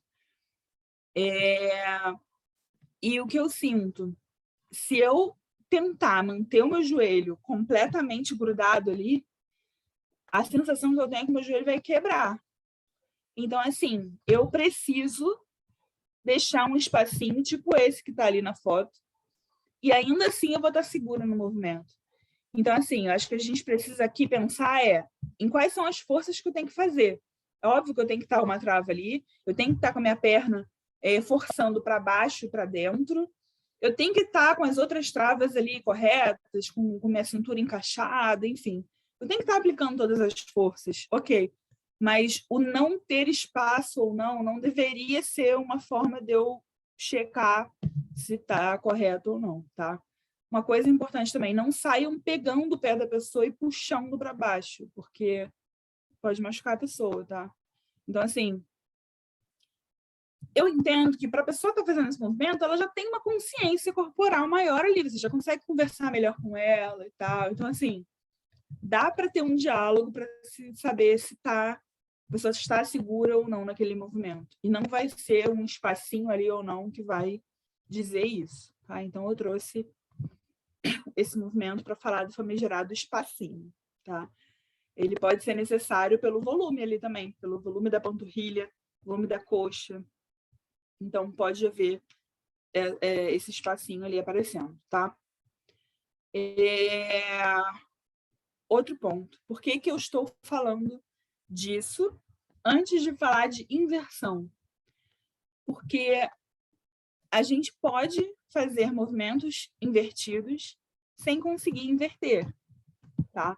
É importante a gente pensar nisso, porque às vezes, né, eu vejo alguns lugares, eles têm, por exemplo, tem aulas por níveis. Ok, enfim, cada lugar tem a sua metodologia, tudo bem. Mas tem lugares que colocam o inverter como uma obrigatoriedade para você avançar, né?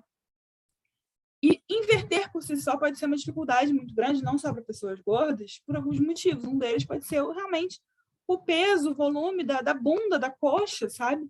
Você conseguir a força ali suficiente para fazer com que algo um pouco mais pesado suba ali acima da sua cabeça, pode ser difícil.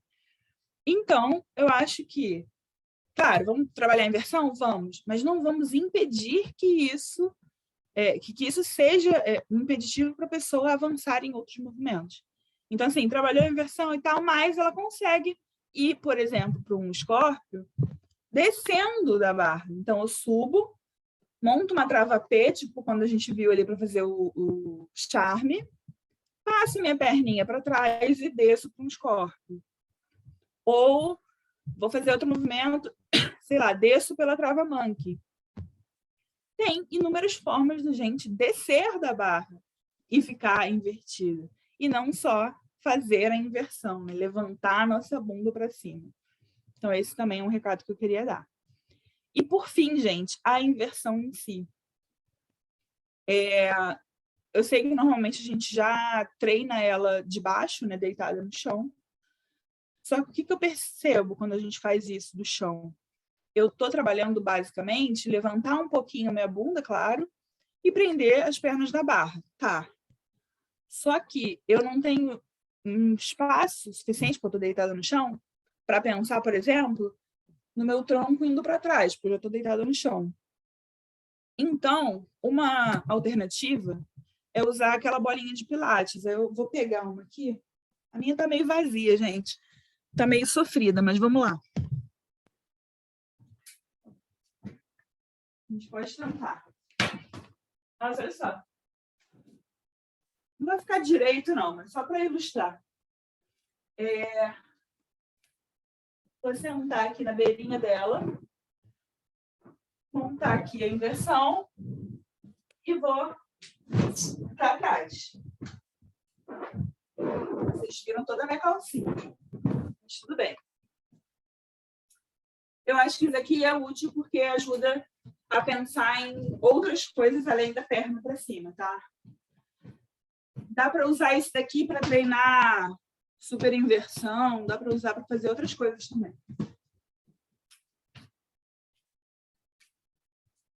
E aí, essa dica não é minha, tá? Eu vi numa página, também tem o link aqui, num perfil do Instagram chamado PT Depou. Eles têm um livro também de ensino de pole, enfim, mas eu ainda não vi no detalhe isso. Mas eles compartilham algumas dicas.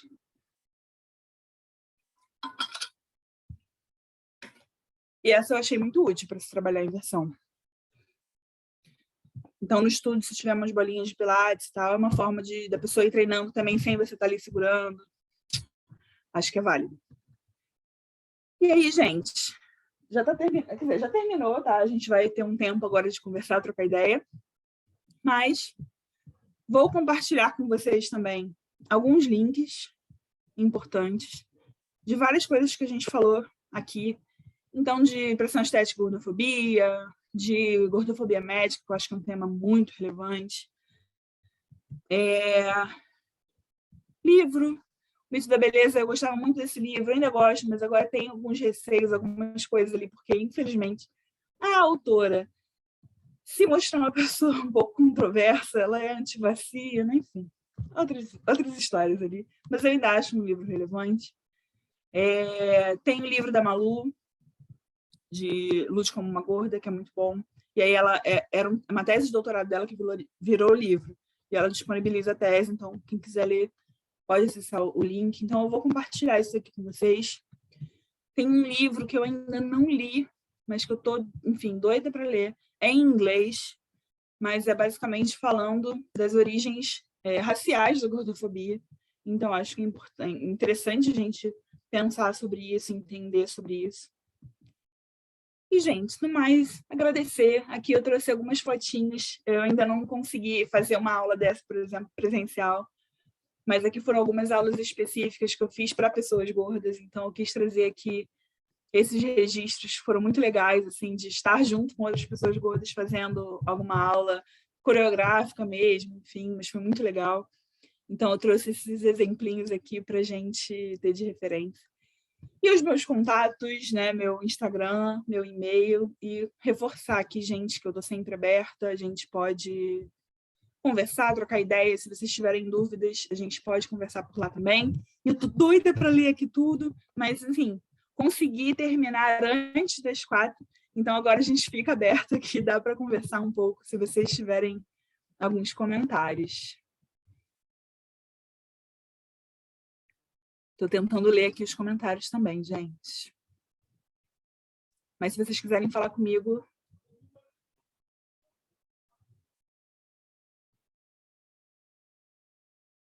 Ó, estou tentando ler aqui. Estou lendo de baixo para cima, perdão. Tarará. A bola ajuda a entender o movimento do tronco, pois é. Na variação do Martini. Isso, eu mantive uma perna de cada lado, tipo um sit básico, né? Com trava de coxa. Levantei uma perninha e segurei com a outra mãozinha. Exato. Sobre falar que é fácil ou não, pois é, gente. E alguém pediu para eu repetir a primeira forma. A primeira forma de quê, Amanda? Você tinha feito uma pergunta aqui.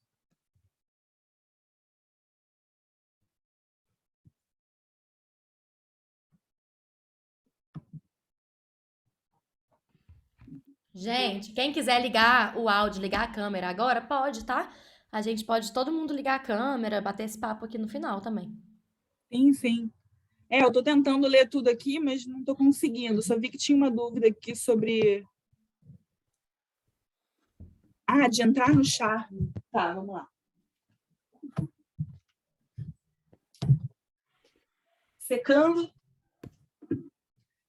O que eu tinha falado da primeira forma era... Deixa eu subir aqui. Eu vou estar... Deixa eu subir. Estou aqui. Eu vou descer meu quadril, abraçar a barra e passar o meu tronco. Então, fazendo aqui de baixo. Eu desço, abraço, ó, viro o meu tronco para o lado, abraço com a mão de dentro. Quando eu segurar, tipo a posição do stronghold, né, de fazer a bolinha, eu sustento e passo meu quadril para frente.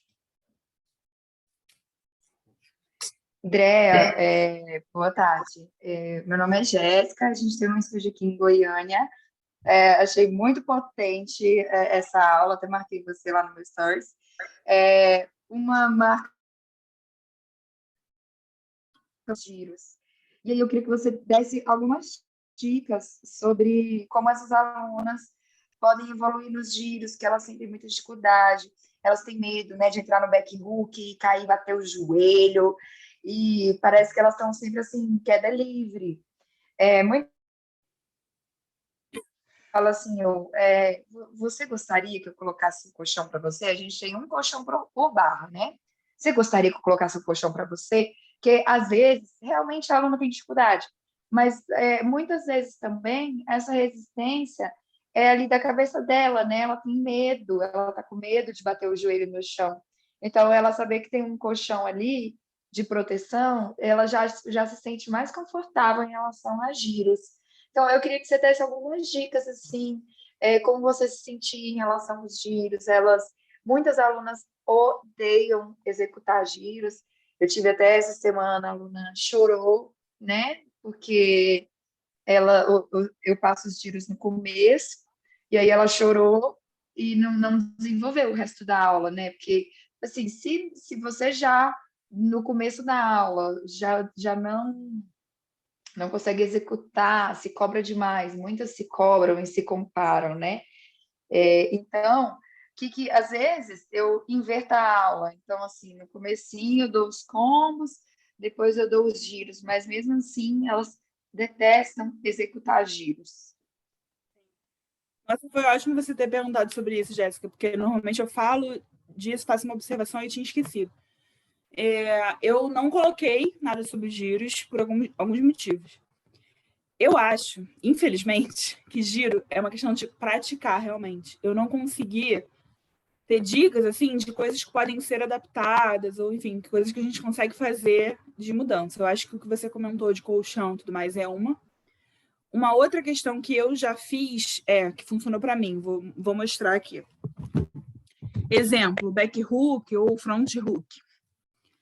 Eu achava que se eu fizesse, eu ia cair, me estabacar de joelho no chão. Aí, o que eu fiz? Eu mesmo fiz uma vez. Será que eu consigo me sustentar na posição? E aí eu tentei. Tipo, eu tava aqui parada e fiz isso. E eu vi que eu conseguia me sustentar na posição. E eu falei, gente, então eu consigo fazer a porcaria do giro. E aí, depois de testar ele parado, eu consegui girar. Eu já tinha testado 300 mil vezes. Então, assim, eu já tinha, de fato, adquirido uma força e tal. Eu só estava com medo antes. Então, no meu caso, eu já conseguia realmente fazer, mas o medo estava me impedindo.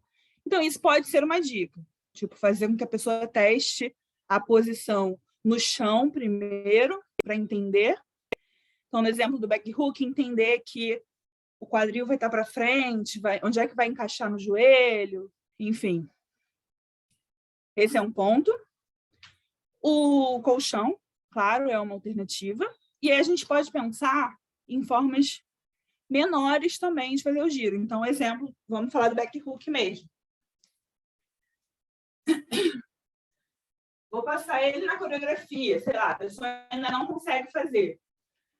Então, tudo bem, vamos pensar em todas as etapas que eu faço antes de girar em si.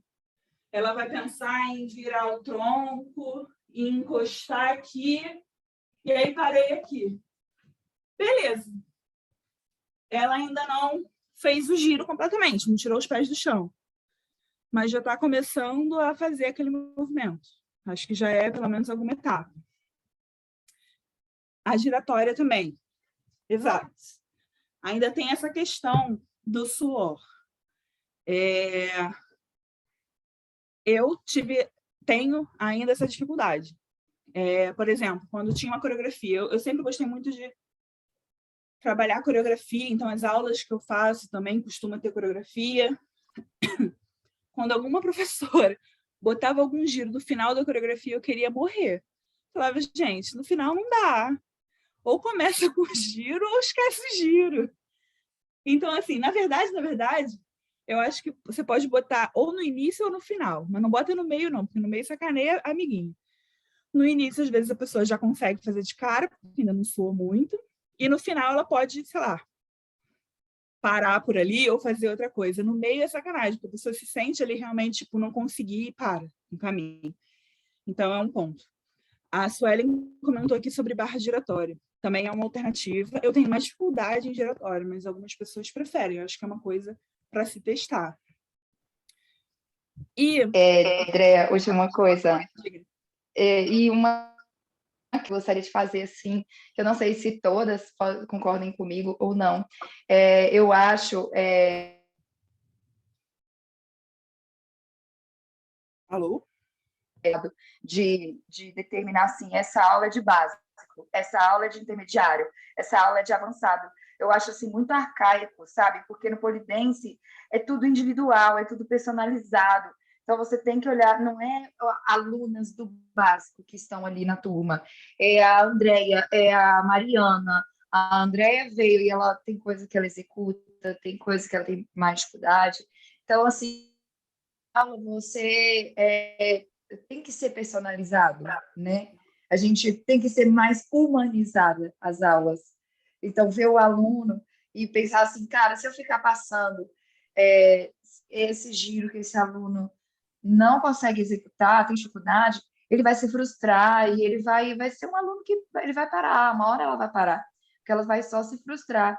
E aí eu ver que em algum momento, putz, isso aqui ela conseguiu fazer, então explorar mais aquilo naquela aluna, né? Ao invés da aula, ela ser geral, ela ser você passar a mesma coisa para todas as alunas.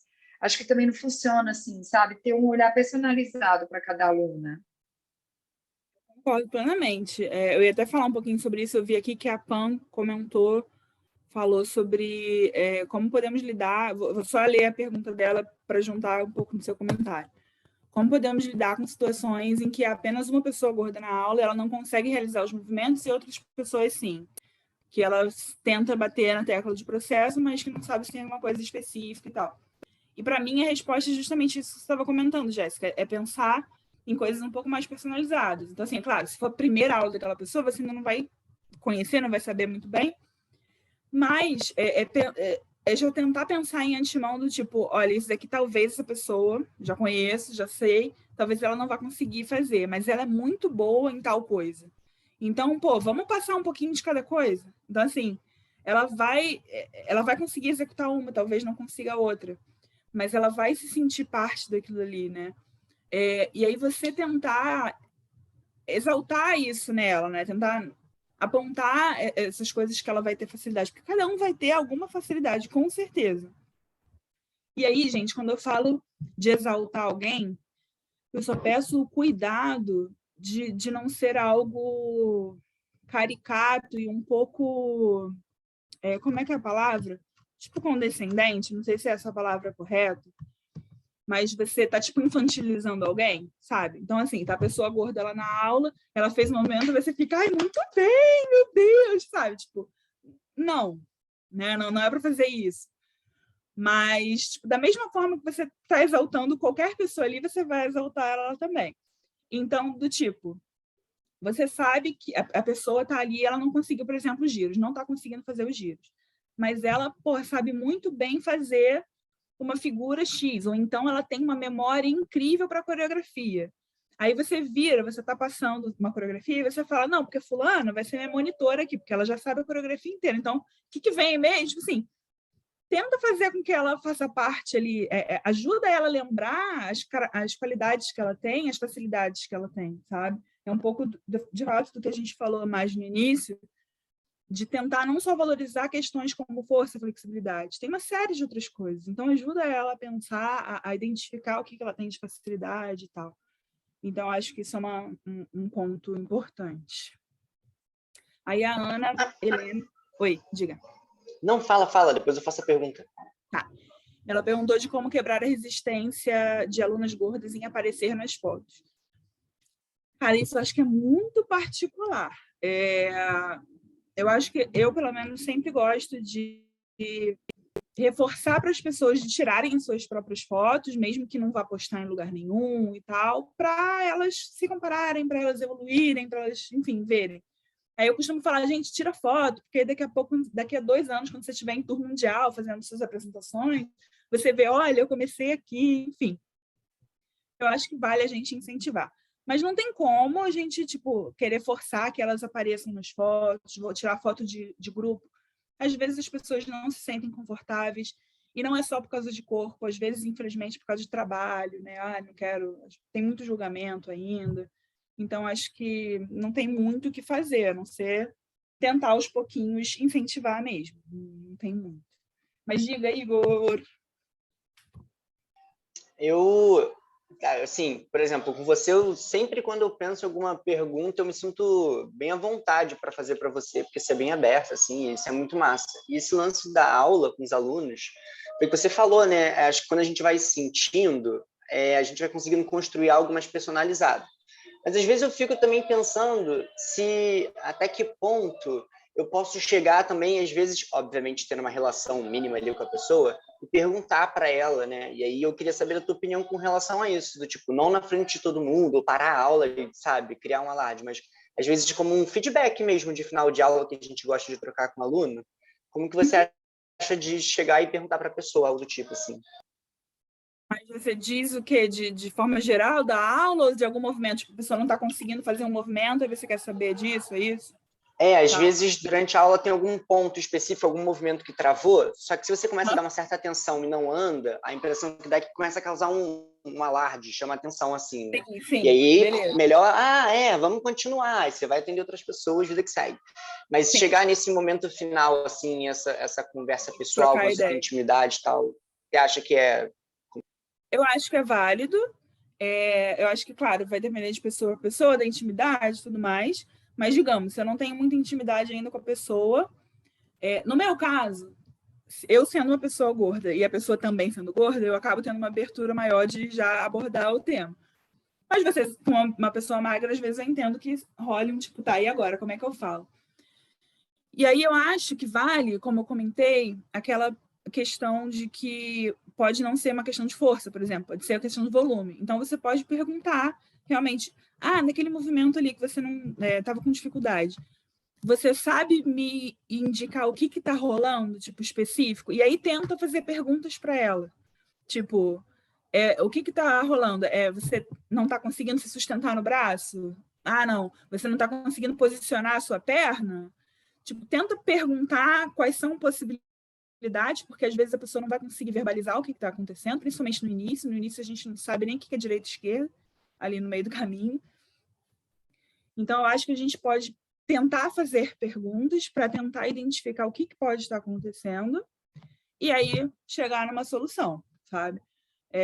Honestamente, é a única forma que eu vejo. E aí, tendo uma abertura maior, se a pessoa abordar, de repente, tema do tipo, não, mas eu não consigo porque eu sou gorda. Aí você fala, não, mas que isso? Tipo, não existe isso. E aí você pode indicar, tipo, eu deixei aqui algumas referências. Tipo, fala para a pessoa, dá uma olhada lá, sabe? Você vai ver várias pessoas com corpos parecidos com o seu que fazem. Então, pode ser uma forma de incentivar.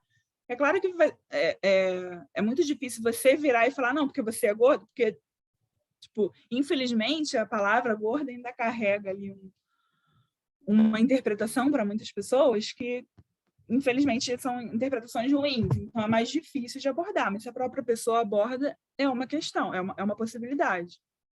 E se ela mesma abordar, ótimo. Aí já abriu ali o caminho para você falar. Mas eu faria isso. Eu tentaria perguntar possibilidades para tentar identificar o que é a questão. Tem mais algum comentário aqui?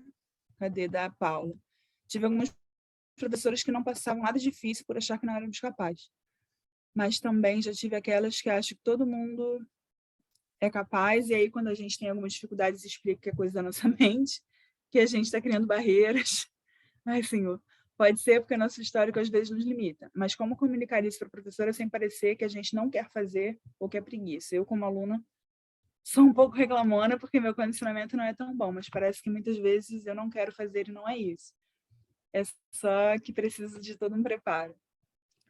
Ai, não sei, é difícil. Tipo, eu pelo menos, eu dando aula, eu sempre parto do pressuposto de que a pessoa tá fazendo ali o melhor possível. Então, se ela fala que, tipo, não, cara, não dá, não vou conseguir fazer, eu posso até tentar identificar por trás. Eu acho que às vezes a gente consegue sentir. Eu acho que vale a gente tentar dar um empurrãozinho, porque às vezes a pessoa realmente só está achando que não é capaz por conta de tudo que ela já viveu, de tudo que ela já ouviu. Então, eu costumo dar assim uma insistida de tipo, não, poxa, vamos tentar, sabe? Vamos lá, eu te ajudo, vamos. Mas, poxa, falei 1, 2 vezes, a pessoa continuou falando que não, cara, eu acho que a gente também precisa entender que a gente está lidando com um adulto ali, e a pessoa não quer fazer, e ela não vai fazer, eu não vou obrigar. Eu acho que cabe a gente insistir um pouco, mas também dar o espaço.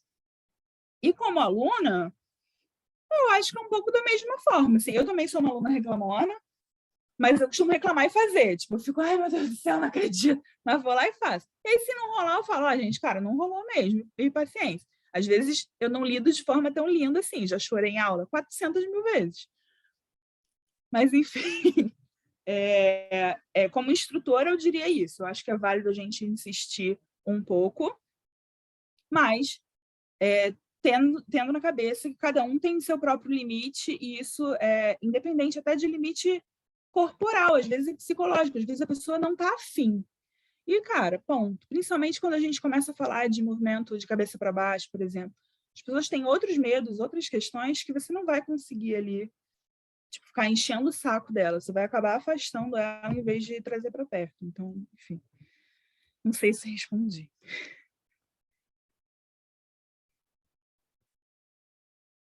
Ai, gente, acho que é isso. De novo, se vocês quiserem trocar ideia, tiverem alguma outra dúvida, alguma coisa que queiram conversar, estou sempre aberta, pode me chamar, DM, a gente conversa. Vou compartilhar com as meninas, aí depois elas compartilham, né, com vocês essas referências que eu deixei aqui, os links, as referências mesmo das pessoas, os movimentos também, né, como eu falei, alguns têm uns vídeos de referência, então vocês podem dar uma olhada. E no mais, gente, é o que eu comentei antes, estarem, como vocês estando aqui, eu acho que já é um grande passo, eu acho que ter essa preocupação já é um avanço muito, muito importante. E no mais é isso, é estar aberto, é entender as diferentes vivências, entender o que pode estar por trás daquelas questões, lembrar que cada corpo é um corpo, ter respeito por todos os corpos, enfim, como eu falei, a gente não consegue construir a autoestima de ninguém, mas pelo menos não atrapalhar nesse processo das pessoas, então ter cuidado com as coisas que a gente fala, enfim. Um ponto que eu não comentei, vou comentar aqui também, por exemplo, sobre movimentos básicos. Eu vejo, às vezes, o básico é lindo, beleza. Só que aí toda a construção dela, toda a coreografia que ela posta, estou falando de internet porque é onde a gente vive muita parte das vezes, né? Mas toda a aula, tudo que ela faz, tem coisas extremamente mirabolantes. Então, assim, cara, tipo, o discurso não está muito bem alinhado com a prática, sabe? Então, assim, faça coisas básicas também. Eu estou falando de pessoas que dão aula, por exemplo. A gente está focado aqui em instrutores, certo? Não estou falando de artista e tudo mais. Eu acho que tem coisas diferentes. Uma coisa são artistas, outra coisa são instrutores. Às vezes somos os dois, mas focando aqui na questão do instrutor. Se você dá aula de básico, se você dá aula para pessoas iniciantes, mostra isso também. Coloca isso nas suas construções. Porque são essas coisas que os seus alunos vão conseguir fazer. Então, mostre que isso, de fato, é uma coisa bonita, é algo de valor, sabe? Não adianta você falar que, não, é tudo lindo, e você sempre coloca coisas extremamente mirabolantes, tá? De novo, não, eu sou artista, estou fazendo, você bota o que você quiser, é a sua forma de se expressar, não estou aqui cagando regras sobre isso. Mas como instrutor básico, se você dá aula para pessoas iniciantes, principalmente, tenta fazer coisas mais parecidas com a realidade delas. Não sempre, pelo menos, mas às vezes, né? Para você consiga mostrar possibilidades para ela, porque você ali como instrutor vai ser a maior referência dela, com certeza. Vai ser, pelo menos por muito tempo, você vai ser a maior inspiração. A gente costuma ser assim com os nossos professores, né? Então, acho que a gente deveria ter esse cuidado também, tá? Então, enfim, em resumo, falei pra cacete, mas é isso. Estejam abertos e respeitem sempre os nossos corpinhos e os corpos dos outros e tá tudo certo. Amei muito, gente. Andréia, muito, muito obrigada. Obrigada a todo mundo aí que participou. Foi uma aula muito rica, como sempre. Gente, mandei também aqui no chat a lista de presença, porque a gente vai mandar o certificado dessa oficina por e-mail para quem preencher a lista de presença, ok? Vocês viram aí? Vou até mandar de novo aqui, que ficou muito para trás. Então, preencham a lista de presença. E agora, daqui a pouquinho, começa o debate Gênero, Sensualidade e Criação. Espero vocês lá, hein? Também mandei o link do YouTube aí para vocês acompanharem. Beleza? Obrigada. Obrigada, Andréia. Obrigada, Gabi. Maravilhosa. Beijo. Obrigada, Gabi. Obrigada, Thaís. Obrigada, gente.